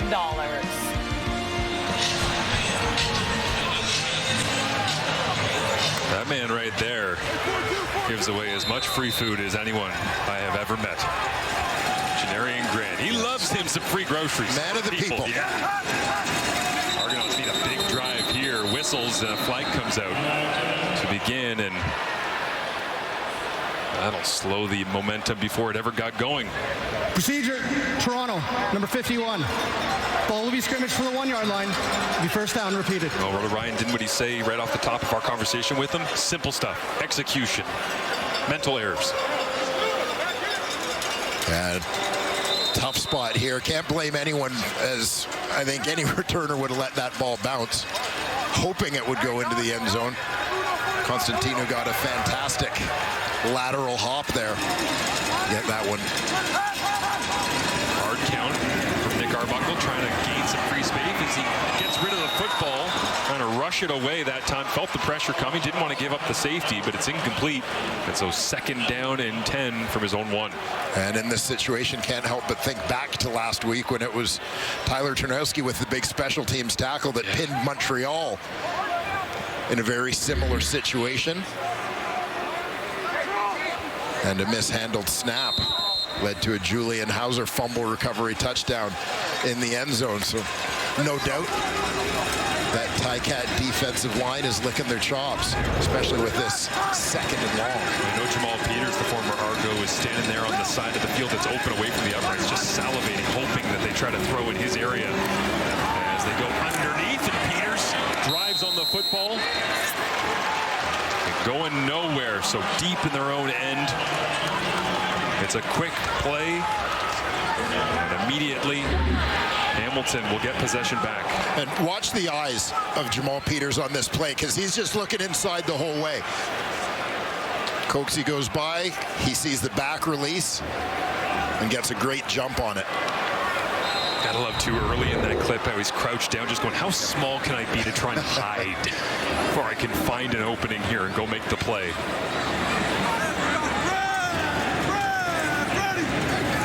Haggerty catches the long snap, on point, high spiraling boot. And that one, you hear the entire Hamilton bench, let it go, so you factor in the sequence here. The Constantino punch kicks out of bounds at the 1. Haggerty going the other way, can't believe illegal kick out of bounds, and Hamilton is cooking. 31-19 they lead. Levi Mitchell, 15 of 19 for 234 yards, but it's the running game and specifically the big men in the middle that have got the attention of Luke Wilson. Yeah, Marshall, I was expecting, the Ticats to come out here and keep slinging it, and they shocked me here, but I love it. They said, you know what we're going to do? We're going to come out here and physically beat you down, and they brought in a couple extra alignment. They got down there. They ran the ball early. They went down there and scored, and this one they got down there. They're bringing the pride of LaValle University, coming across your extra alignment. You got a tight end there. Whack 'em, boom. Big hit there. We get down to the 1.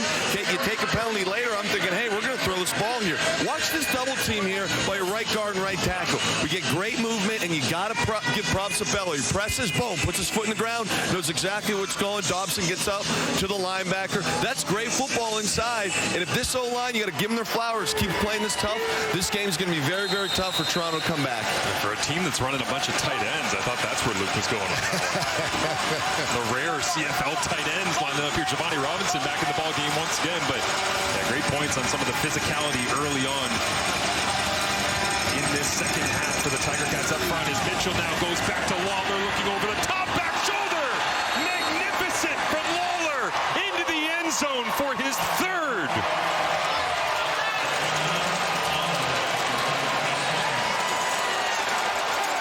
The magnificent thing to watch about this play is it just seemed like a what-the-hell throw from Bo. It wasn't my first look, maybe it wasn't my second look, but it's Kenny, so I'm going to give him a chance. What the hell? Looks to the out, looks to the post. Oh, there's Kenny. He's covered, but whatever. Hat trick. Bo Levi Mitchell having some words with the Argonauts sideline, and Chad Kelly steps up to have a little rebuttal as well. As the QEW rivalry alive and well, 37-19, the Tiger Cats. Bo up to 280 passing yards, 4 touchdowns, no interceptions. Kenny Lawler putting up the fantasy stat line of the week. 5 catches, 177 yards, and a trifecta of touchdowns. Yeah, here it is, Lawler on the outside. Got 3 receivers to that side, including the tight end, Giovanni Robinson. But this is, to me, is shades of Calgary Bo. Put the ball up, take a chance. As soon as he sees that Kenny Lawler is even with the corner, Benji Franklin, he feels he's got him beat. He's going to take a shot. Read my mind on that one, Dwayne, because when you watch Bo Levi Mitchell and his body language right now, whether it be in between the benches with Liram Haralahu and Kenny Lawler, Craig Bell there to support his man. There's nothing like a good rivalry. Well, this has certainly set the tone for Labor Day, which is the next time these two clubs will meet back in Hamilton. As they go with another reverse to Janarian Grant, and he gets a little bit of breathing room, but Hamilton closes that one down at the end of the play.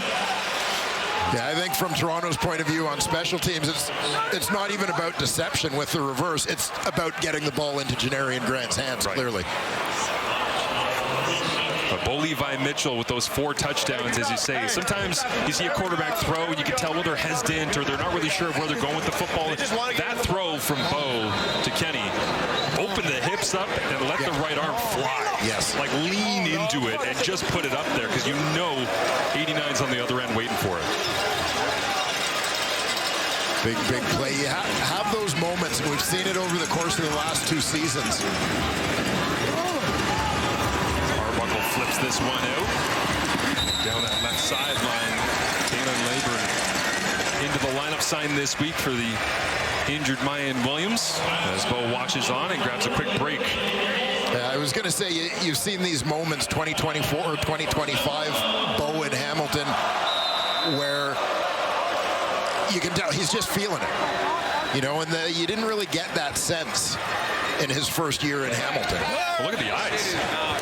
Like he's dialed in right now, not even blinking as he stands on the sideline. Another quick toss out. And rolling for a first down. The Argonauts trying to answer back, chipping away bit by bit. Kevin Mittal, just like the opening of the game. Well, in the world of Canadian football, plenty of time left in this ball game. And the biggest thing, I mean, obviously the Argos need to still find a groove offensively. Pressure on Arbuckle. Nice shot on the dig route that time. Dave Unger III moves the sticks once again deeper into Hamilton territory. But as much as the Argos offense is trying to keep pace, their defense has got to get some stops.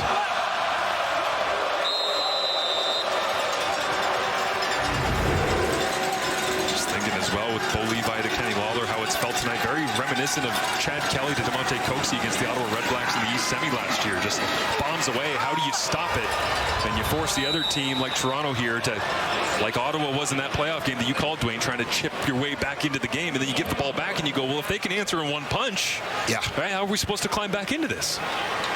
Yeah, you have to work so hard for everything you get.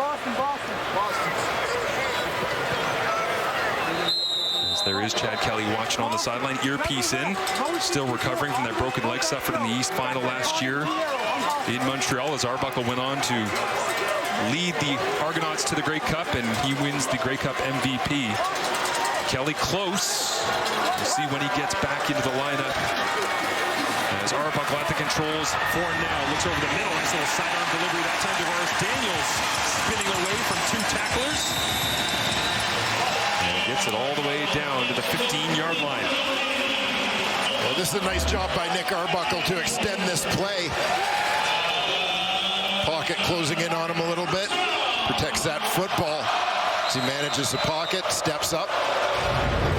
Finds the veteran DeVaris Daniels for a nice game.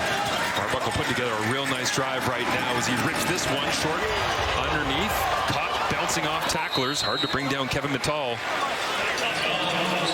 And as you can see, Taiwan Garbett right there back onto his feet.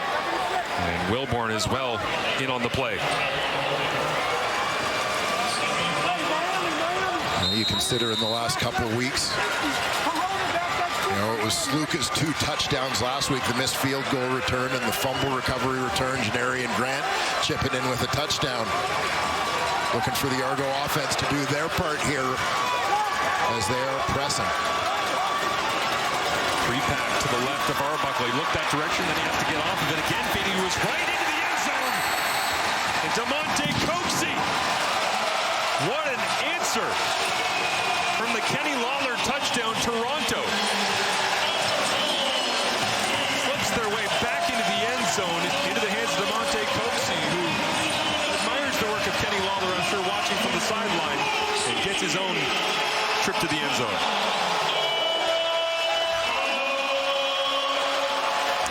And nice recognition here again. Arbuckle doing a nice job navigating the pocket. He gets pressure from Verasuk off the edge. Rolls to his right to buy time. Coxie just working back to a spot to give his quarterback a target. How about Nick Arbuckle? Backed up.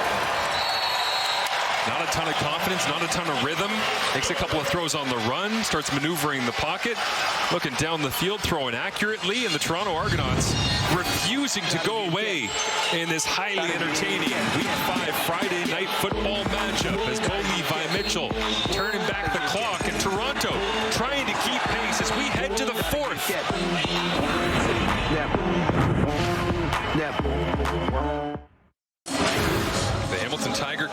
leading this one heading into the fourth, 37-26. All time, they're 143 and 106 against the Argonauts, but 62-62 and 1 here in Toronto. Exactly 500 as we head to the fourth quarter in a game in which the Toronto Argonauts are doing everything they possibly can, Dwayne, to stick around. Bo's making it real difficult for them. How does Toronto actually find a way, and specifically defensively against Lawler and Mitchell right now? Yeah, and it's such a challenge. It's not like they don't have coverage on Kenny Lawler. I don't know if you need to look at getting double coverage. Lawler's the kind of guy that, when you look at the nature of the catches he has made, particularly on the deep balls, it's like you always need to have someone over the top on him, regardless of how well your corners and halfbacks have him covered, because he's going to make those contested catches. We'll keep an eye on this Hamilton possession, exactly how they're going to defend. Do they change what they've been doing? Isaiah Wooden tries to turn around a reverse field. Going to be chased out wide, cuts it back. Lost a couple of yards with his efforts on the journey that time as Jonathan Moxey picks him up. Quentin McManus likes it on the Toronto Argonauts sideline, and everybody in double blue loves this. See DeMonte Coxey back in the end zone at home. Yeah, and again, a lot of credit to Nick Arbuckle. Such an important skill for a quarterback in the Canadian Football League, to be able to extend plays, to use their legs when things start breaking down. Nick Arbuckle did it very effectively a couple of times on that drive. Exactly half of the Argos Ticats games over their last 24 matchups have been decided in the final 3 minutes. Feels like we're headed that way. The Argonauts defense with some work to do in order to give their offense an opportunity. Hamilton begins on the ground. Isaac D'Arcangelo steps up and brings down Greg Bell after a gain of 5. In the middle of that Toronto Argonauts defense, in the continued absence of the injured Wynton McManus, guy whom I would refer to as the undisputed leader of the Argos D. Kenny Lawler and Tim White at the bottom of your screen stacked together. Benji Franklin, Mark Melton over there as well. Bo looks the other direction. In breaking route incomplete. Flag comes out. This looks like it was the field judge on the backside, Brian Kuplo, who called the contact. Pass interference, Toronto, number 2. Spot of the foul, first down. No challenges so far in this ball game, and Ryan Dinwiddie eyeing this one up. Yeah, they get the running back outside here. You'll see as he tries to come back to the football, working back towards the line of scrimmage a little bit as that ball is coming. Penalty will be 10 yards, because the foul was less than 10. 10 yards. So they set the sticks. It might have just been Ryan Dinwiddie going, Tavares, what are you doing? It's a running back. You see that little shove, hands on the back, arms extended. Made some tremendous plays tonight, but that one won't go in the highlight reel, so fresh set of downs. Leading by 11.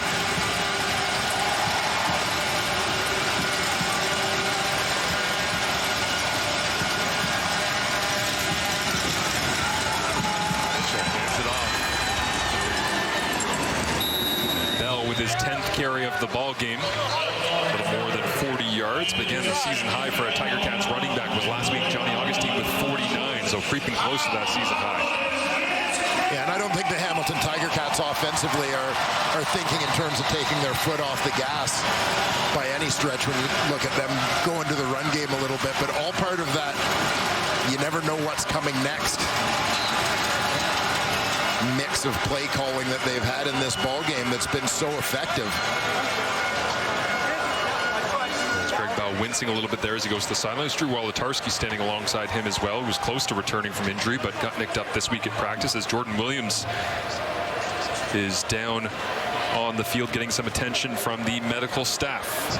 as the CFL returns tomorrow, as the BC Lions take on the Montreal Alouettes. Nathan Rourke back in the lineup. Great to see Nathan healthy and returning to action. You can catch it all 7 Eastern, 4 Pacific on TSN and CTV.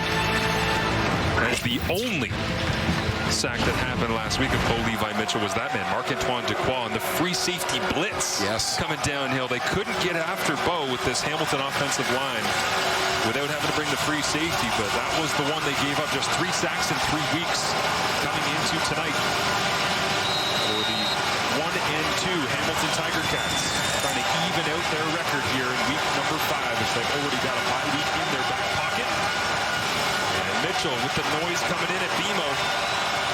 Resets at the line of scrimmage on 2nd down and 6.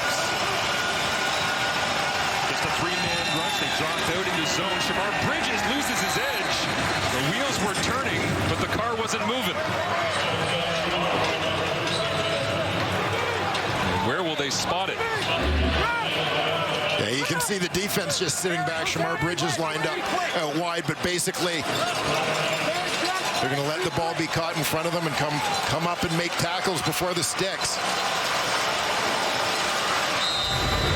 They do get the first down just barely. As Coulter Woodmansey, the center, 5th year at Guelph, calls out the protection, guiding this offensive line. He's got some extra big bodies in on 1st down and 10. Mitchell pumps the screen, looks over the top. Lawler down the rail. Got him. Why not, eh? Take a shot.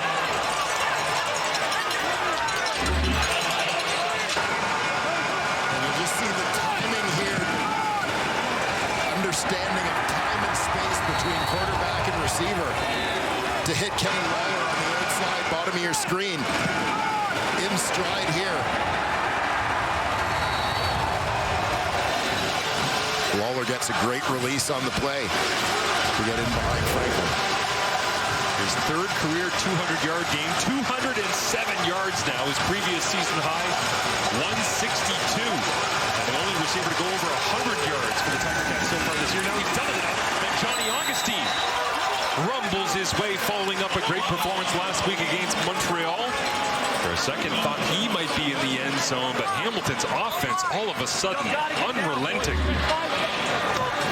Yeah, we talked last week about Johnny Augustine being a little bit of a catalyst for the Hamilton Tiger Cats offense. He had one drive in particular in the 2nd quarter of that ball game where he was the story, both running the football, catching it out of the backfield, a couple of big plays that set up a Tiger Cat score. It seems like every time the ball's in his hands, good things are happening.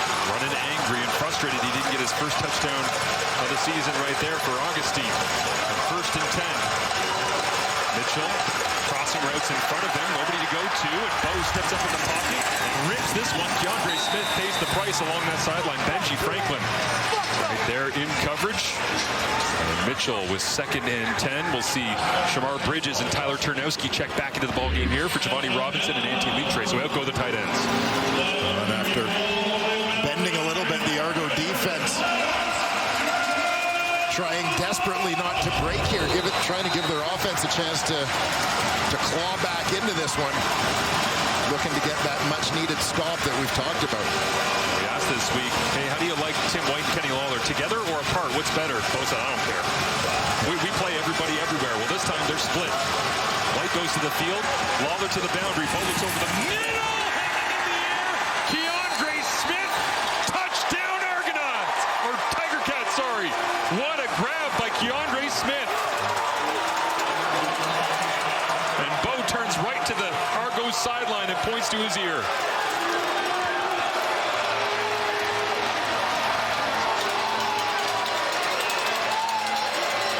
Adding a little fuel to the rivalry, I think. Keandre, right on the left edge of your screen, number 85, fights to get that inside release. And with the window closing, Bo delivers a strike.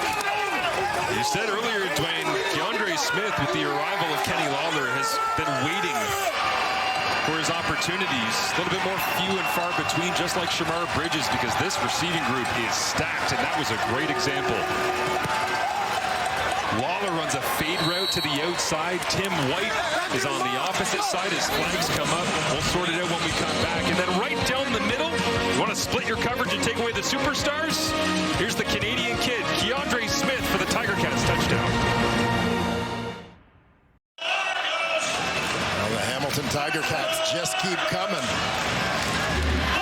Keandre Smith this time, he's lined up in the slot, and you'll notice we talked about trying to deal with Kenny Lawler. Deep defender is just drifting to the outside, which is going to give Keandre Smith the middle of the field to work with, and he was bound and determined. You just had a sense watching him run that route that he knew he's the primary on that one, competing, fighting to get inside position on Mark Milton. Again, knowing there's that help over the top on Kenny Lawler, which is going to create some room for him to be open, and he makes a play. And to be fair to Mark Milton, that was tremendous coverage underneath as well. Like, he was glued and made the window as tight as possible. Derek Sluka coming over from free safety right there on the spot as well, but Bo Levi just in another world here tonight as he rifled that one in as tight as he possibly could. It's his 51st 300-plus passing yard game and his third career 5-touchdown game. Seems like history between these two franchises always happens in the biggest of ways, Labor Day, playoffs, or otherwise. But Bo staring down the iPad, appreciating his work that looks like this. Throws a strike and a little glance at the home bench. Swaggy Bo returned, which is also part of the Calgary experience from when Bo Levi Mitchell was unstoppable in red and white.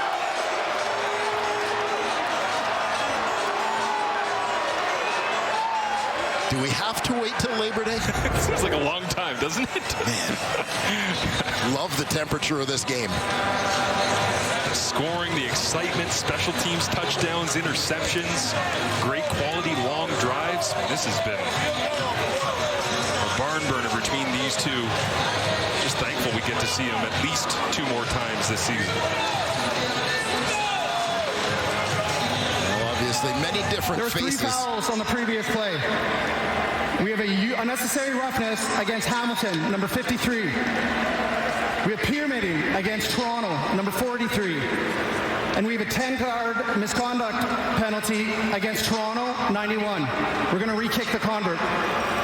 Well, the last time that Toronto played at home against Saskatchewan, it was a penalty-filled matchup that went well over 3.5 hours. That was a long game because it was just endless penalties. And thankfully, the quality of this game has been so great that that's really the first time they've had to sort through a variety of different laundry. The nature of a couple of those flags just coming from the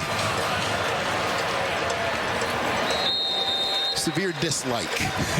You know, I don't like to use the word hatred, yes. Marshall. I mean, we don't want a world with hate, but that's what I teach my son Noah all the time. Yeah. It's okay to seriously dislike people. We don't hate, but rivalries, it's okay to seriously dislike. Although I have a feeling if the rivalry stays like this as we head towards Labor Day, that there might be a little bit more back and forth as Keandre Smith loving life in the end zone for the black and gold. The UEFA Women's Euro continues tomorrow as Wales plays Netherlands at noon Eastern, 9 a.m. Pacific, followed by France versus England at 3 Eastern, noon Pacific. Catch all the action on TSN and, of course, on CTV as well. Fantastic time of year for sport as Formula One at Silverstone, Wimbledon getting going, UEFA Women's, and of course, right here in Canada, coast to coast, tremendous Canadian football action as Mark Leggio sends this one away. It drops down to Kevin Brown. Will they try to get it to Janari Grant again? No, they don't. And Kevin Brown tries to wheel his way back. And, well, they've established the tendency of we'd like to get him the football, but I wonder how green the green light is to pitch that under all circumstances yes. for Kevin Brown. Yeah, you could see that time the Tiger Cats starting to cheat a little bit to Janarian Grant. Created a bit of a seam there for Brown. Hey, we got rebel left. Nick Arbuckle.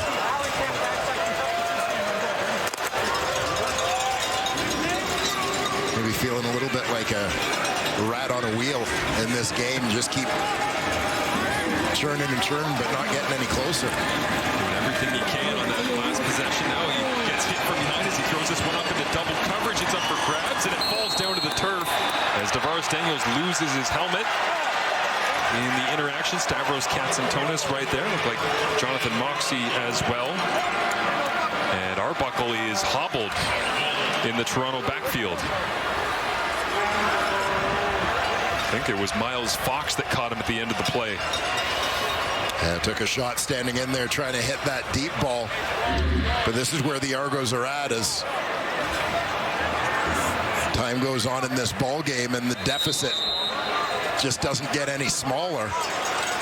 So they got to be a little bit more aggressive in terms of their play calling from the sideline, decision making from Arbuckle, as you saw with that pass attempt. Fox didn't land on him, but just kind of an awkward one rolling over the top. So Arbuckle moving gingerly, but completes. And it is Kevin Mittal once again. With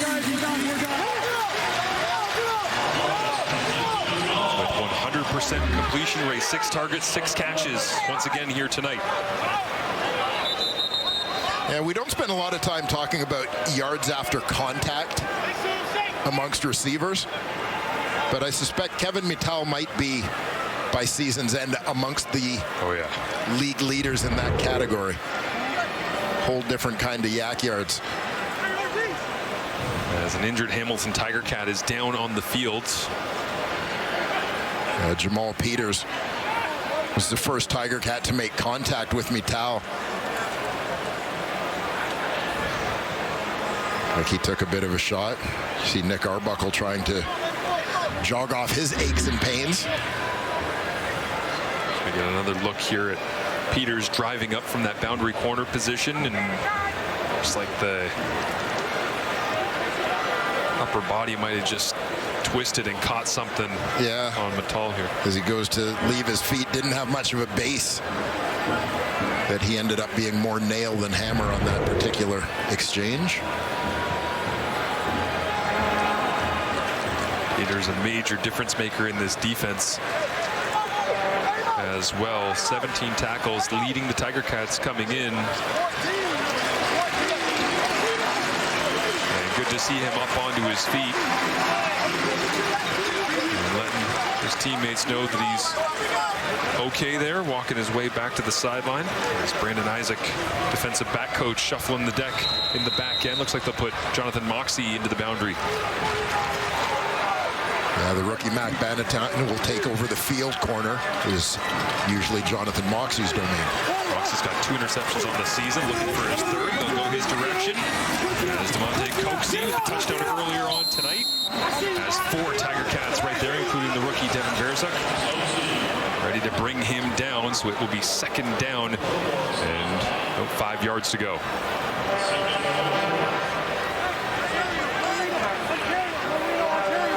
Verzuk continuing to be a very noticeable piece in this Hamilton Tiger Cat defense. 5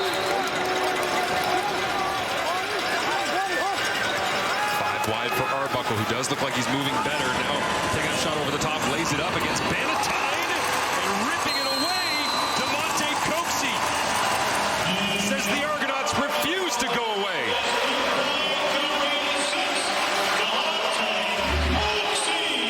And this is baptism by fire for Mac Bannatyne.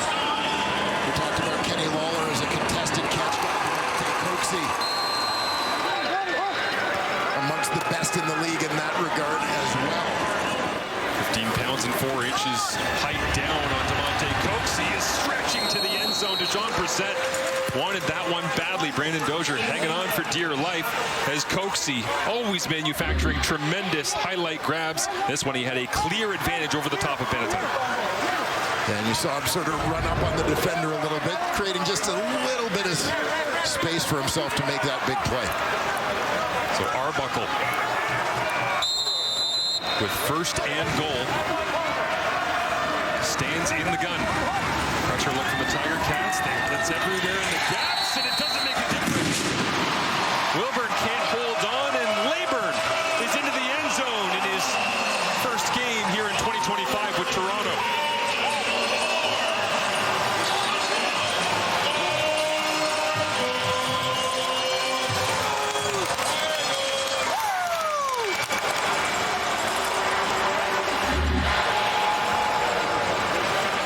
Kalen Leyburn getting an opportunity to spell Kevin Brown in the backfield here.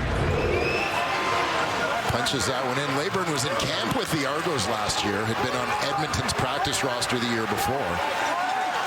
Toronto goes for 2 as Arbuckle hard counts.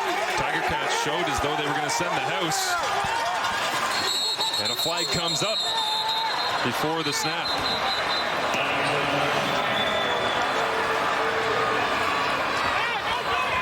Procedure, Toronto, number 52.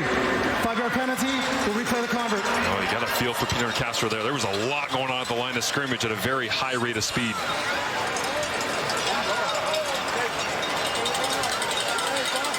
Working their way through the signals, the hard count, the reset, moving the protection. And the Castro bumps them back. And in some ways, that's just a little bit of extra breathing room here to look around the uprights, but perhaps change the play call. As now they'll take the snap on the 2-point conversion from the 8. Hard count again. Did they get Julian Hauser or did Ryan Hunter jump? Procedure, Toronto, number 62. 5-yard penalty, we'll replay the convert.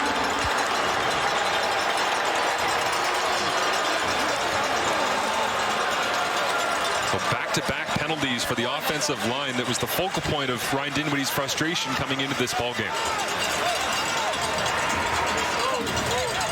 Yeah, and this part of the field, oddly enough, I am sometimes not convinced as how much of a disadvantage it is to actually give yourself a little bit more space. And you have to go for 2 once you've declared. Yeah, can't go back and decide to kick it as you get moved back. Well, Hamilton's going to sit back now and play zone as looking up over the top and just giving a jump ball to Coxie, but this one uncatchable. And so 2 penalties and essentially a throwaway that time. But it doesn't change the fact that the Argonauts battling their way back in, down by 12 at this point after the former Marshall Thundering Herd star, Kalen Leyburn, into the end zone for Toronto. Wimbledon continues tomorrow with early round coverage at 6 a.m. Eastern, 3 a.m. Pacific on TSN and TSN+. The grass courts. Got a little grass court right here in front of us. At BMO Field is Bo Levi Mitchell, ready to take the field with now a 12-point Tiger Cats advantage, 44-32.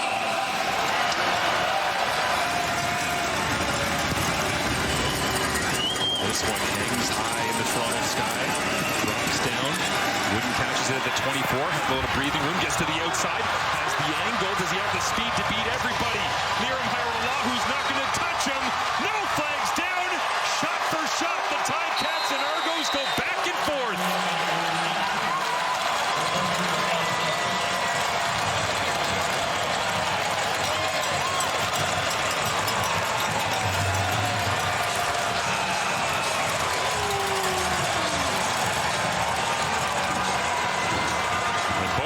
Mitchell can stay right there on the sidelines, Dwayne Ford. 5 straight possessions have resulted in touchdowns. 50-32.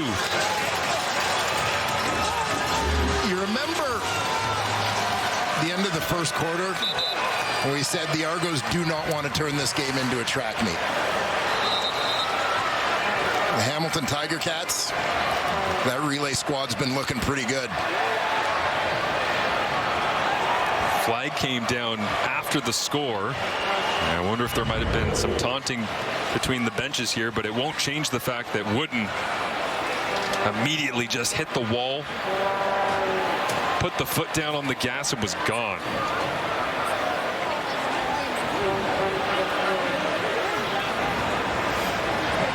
On the previous play, we have a 10-yard misconduct penalty against the Hamilton bench. The 10 yards will be applied on the kickoff.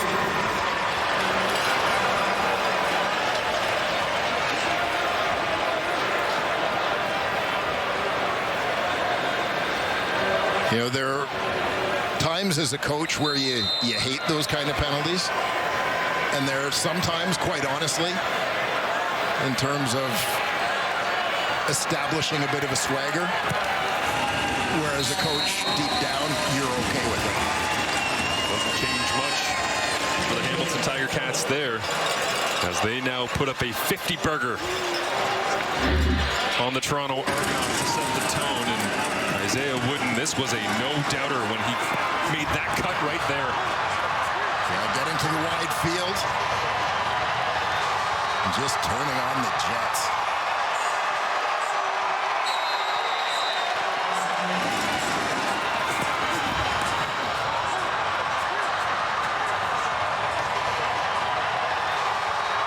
Despite the fact that Hamilton has a sizable advantage at this point after the wooden touchdown, Levi Mitchell loves a little bit of return game help and a chance to stay on the sideline after he's been grinding away. An early candidate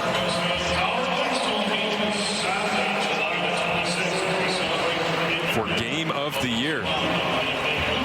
As we got some big news to share with you in just a moment. First, we got to see what Janarian Grant can do.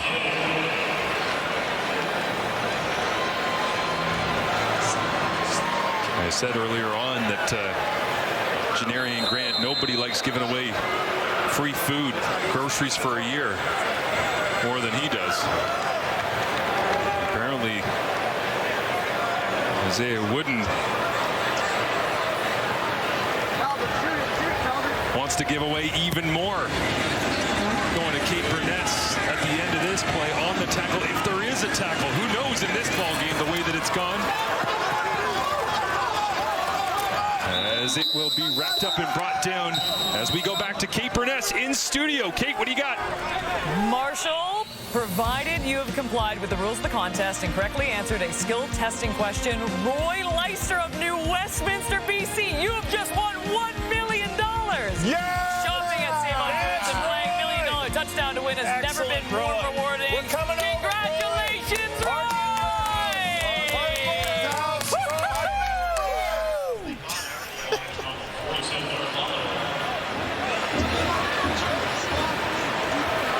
For the first time ever. You know how many times we've had games over the decades where it's been close? Right there, there's one return. There's, almost. Oh, that one got called back on a penalty. Or Roy Leister. Yeah. What time should we be there for the party, Roy? Unbelievable. Congratulations. First time in the history of that program. It happens tonight, rightfully so, in a wacky, entertaining back-and-forth ball game. That it wasn't one returner getting both the return. It was both, because this has been back and forth, and both sides have had their moments. Also, if you need help with the skill testing question, Roy, I got you. You're the guy? Yeah. Happy to help. As Wooden watches on. And 1st and 20 here. Janarian Grant hoping he gets another touch of the rock sooner rather than later. Arbuckle over the middle. Oh, they dropped out. Julian Hauser. Perfect deception that time from the Tiger Cats. And Hauser just couldn't hang on, the former multi-star athlete. Hauser from the right defensive end spot, defensive left. Drops into the shallow middle there, catching Arbuckle off guard. About the design from Brett Monson, who was almost here with the Toronto Argonauts. Ends up with Hamilton as defensive coordinator. Flies Devin Verzak all the way to the sideline. Arbuckle goes, middle's open. Nope. As a flag comes up on this one, and Arbuckle does look over the middle. John Brissett catches it at the 50. And the Tiger Cats rallying defense there once again, and now we'll sort out the flag.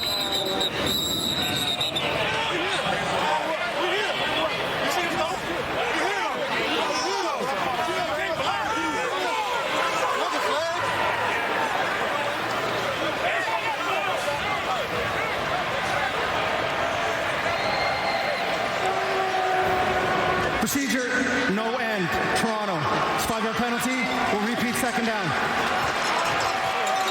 Seen that call a couple times tonight. Yeah, and just in terms of alignment, obviously you need to have 7 people on the line of scrimmage.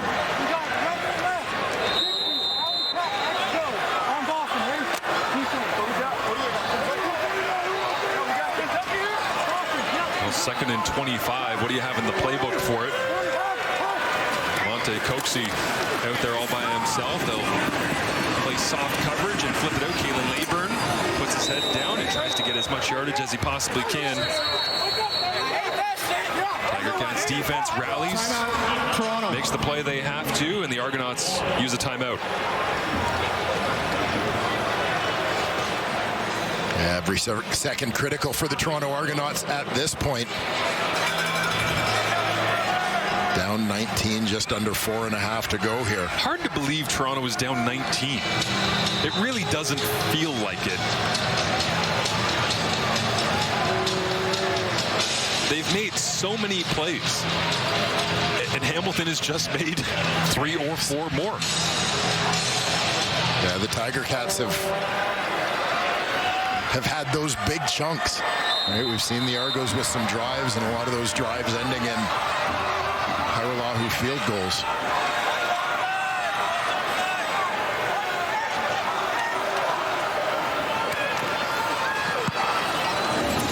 Haggerty leans into this one, drops it down to the 16-yard line. Wooden finds a little bit of breathing room, cuts it back, and another nice return. 15-20 yards that time as these two teams, it's not just been the offense or the defense, the special teams on full display, and this is how you win $1 million like Roy Leister from New Westminster, BC. First it was Janarian Grant taking the flip from Kevin Brown. He gets to the sideline. And away he goes. Not to be outdone. The Ticats, Isaiah Wooden. Wide side return. Turns on the afterburners. He gone. Can't imagine what it would feel like, because Kate always does, that messaging of, hey, if another kickoff is returned for a touchdown, Roy Leister of New Westminster, BC, you could win $1 million. Somebody calls Roy, because he's not already watching. Goes, hey, Roy, you might want to get you got a chance. You might want to get to a television here, and he's sitting there, and then all of a sudden, one cut, Wooden's outside. What's going on in that living room? Yeah. Pretty special stuff.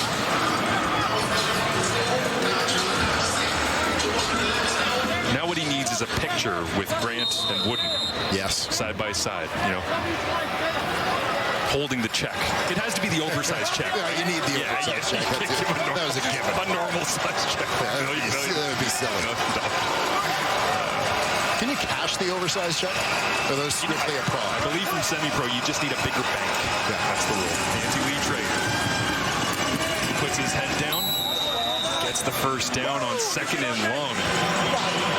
Nice run from Anti-lead Trey is grinding away the fullback, running back, short yardage quarterback, but Kenny Lawler has been a standout tonight, extending his catch streak to 54 games from 2024 and another 4 here in 2025. He's in the end zone plenty tonight. A career night for 89, over 200 yards. Yes, sir. Yes, sir. It's always foot on neck, so that's what we do.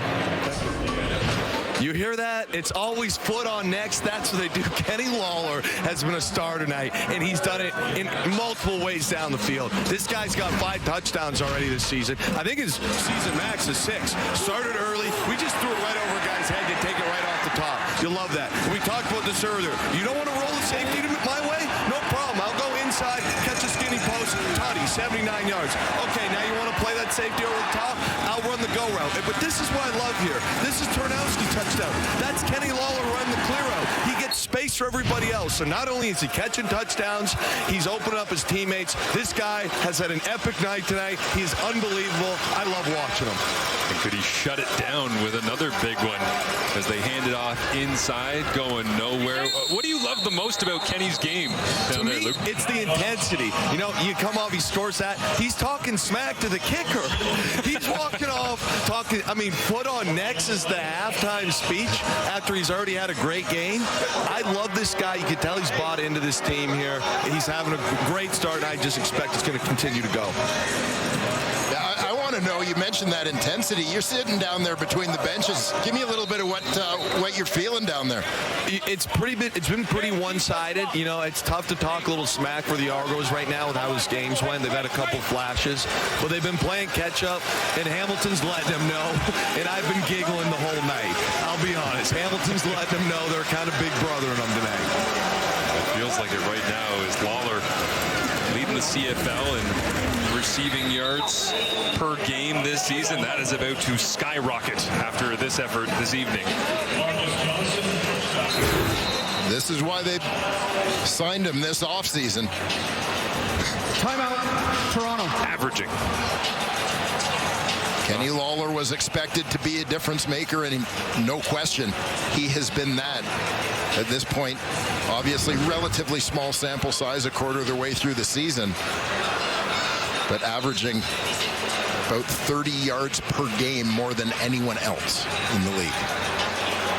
And this is the fourth game for the Hamilton Tiger Cats on the season, and I know there's people already at home right now who are sitting there enjoying a pop on a Friday night, watching Friday Night Football, getting their phones out with the calculator and going, how many yards can he go for this year? You usually say, well, they had a 1,000-yard receiver. That's a tremendous season. And people are going, wait a minute, 120. Pressure on here from the Argonauts. As Janarian Grant trying to find room down that sideline. He couldn't, Goody. Never say never in this one. 51-32 as we're inside the final 2 minutes.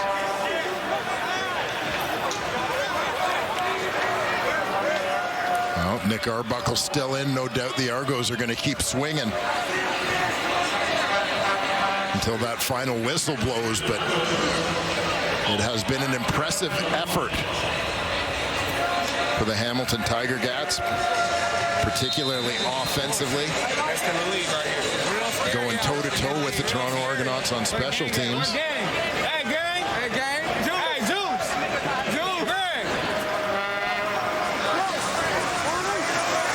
Arbuckle on 1st and 10. Flips this one away as Julian Hauser right there. Pressure on once again from the Clarion alum. Julian Hauser was one of those off-season signings that flew under the radar a little bit. But he has certainly been noticeable for the Hamilton Tiger Cats on that D-line. You know what really jumped out to me is how many times in the past we've seen the Calgary Stampeders say, no, we're going to maintain our core, we're going to draft, we're going to develop, we're going to get our guys off the negotiation list that was made public this week. And so you always notice in free agency when they would actually try to attack and pluck somebody. Yeah. And it's like, you know, I put together the spreadsheet every year. It's all just re-signed Red players. Well, all of a sudden there was a guy in black and gold that went to Calgary. There's a big run over the middle here, and Deshaun Brissett goes airborne over the top of Stavros Katsantonis. So a little aerial attack that time between a couple of Canucks.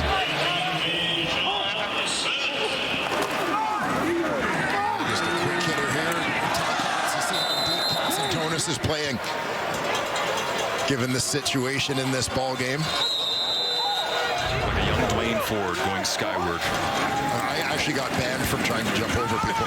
True story. Oh, man, Katsantonis downhill. Back-to-back plays. Kevin Mittal adds to his impressive tally on the evening, although it will sink the Argonauts to 1-4 despite his efforts.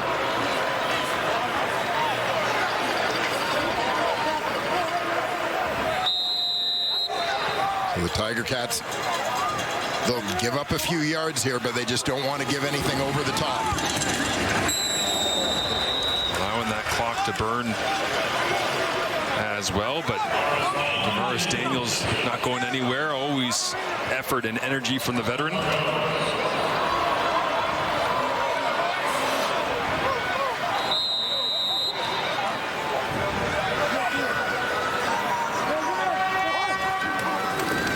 Nick Arbuckle puts up his 34th passing attempt of the evening to the outside. Leyburn fitting in nicely. Well, Marshall, you mentioned earlier the Team Ted gear in support of Ticats general manager Ted Gouveia, and great to see not just obviously the Ticats wearing them, but Argos sporting them tonight. Great to see Ted at the stadium as well when we were in Hamilton for the Alouettes Tiger Cats game last Friday evening. Popped into the booth, said hello. We're looking forward to continued good news and love the support from around the CFL for Ted. And one of the longtime good guys in the CFL is Leyburn. Gets another check down here underneath. Yeah, Ted, as you mentioned, one of the good guys. Spent a lot of time actually with the Toronto Argonauts early in his career. Also a fantastic storyteller. Tells a great one about being the scout team coach and trying to deal with Adriano Belli. Pass over the middle here, wrapped up. Dustin Talbot in on Tavares Daniels, and Nick Arbuckle has the Argonauts back in scoring territory. Deep in the score zone. Devontae Coxey with one already here this evening. Kevin Brown was in the end zone. Kalen Leyburn was as well, and this will get fired into the waiting arms of Kevin Mittal. Rightly so for the St. Hubert, Quebec native, as he has had a sensational evening. Yeah, Mittal's just going to sit it down. You can see that gap, throwing the ball before Verisek can widen to get to that zone.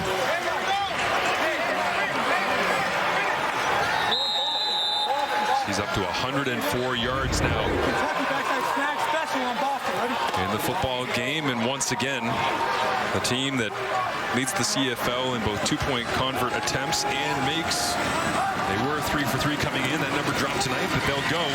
Arbuckle bounces in the pocket, and almost an incredible snatch. Reaching with the left hand was Devontae Coxey, but falls to the turf.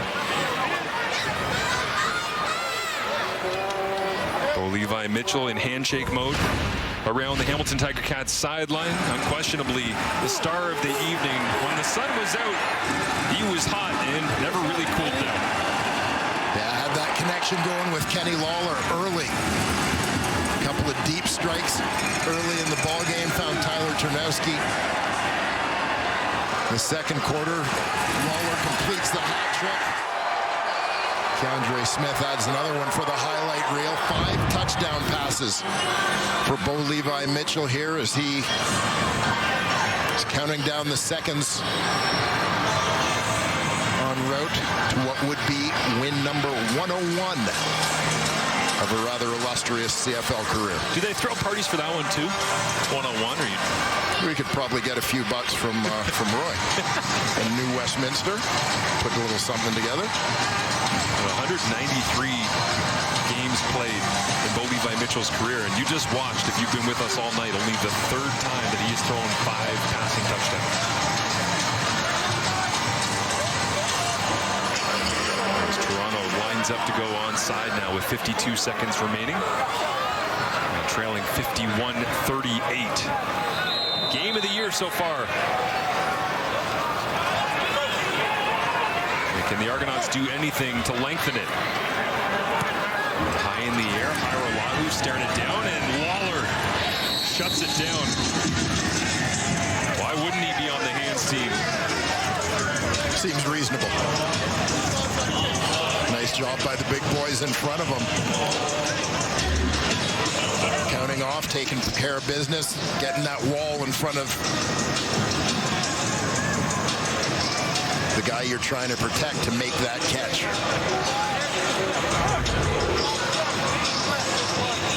Mitchell in the ball game to finish things off.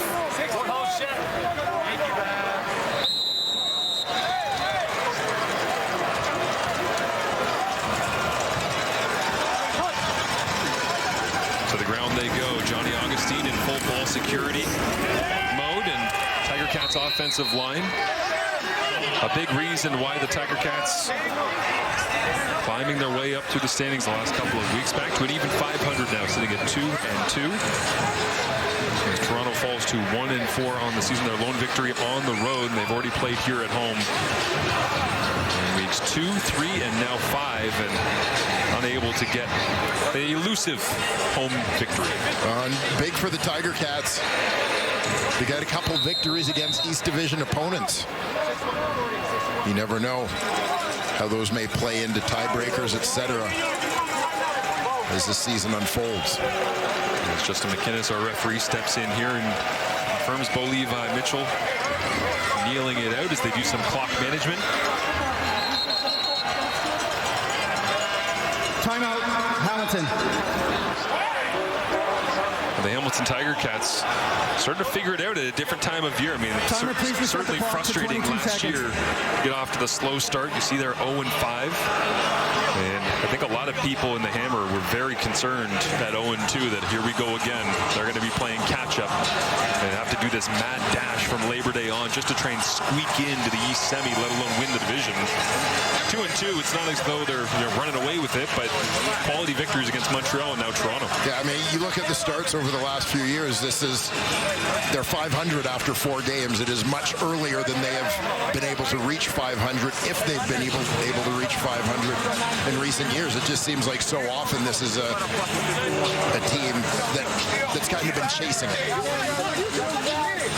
And the trend also continues with the Tiger Cats, who were 3-0 against Toronto last year, despite the fact that victories came few and far between for much of the season in 2024.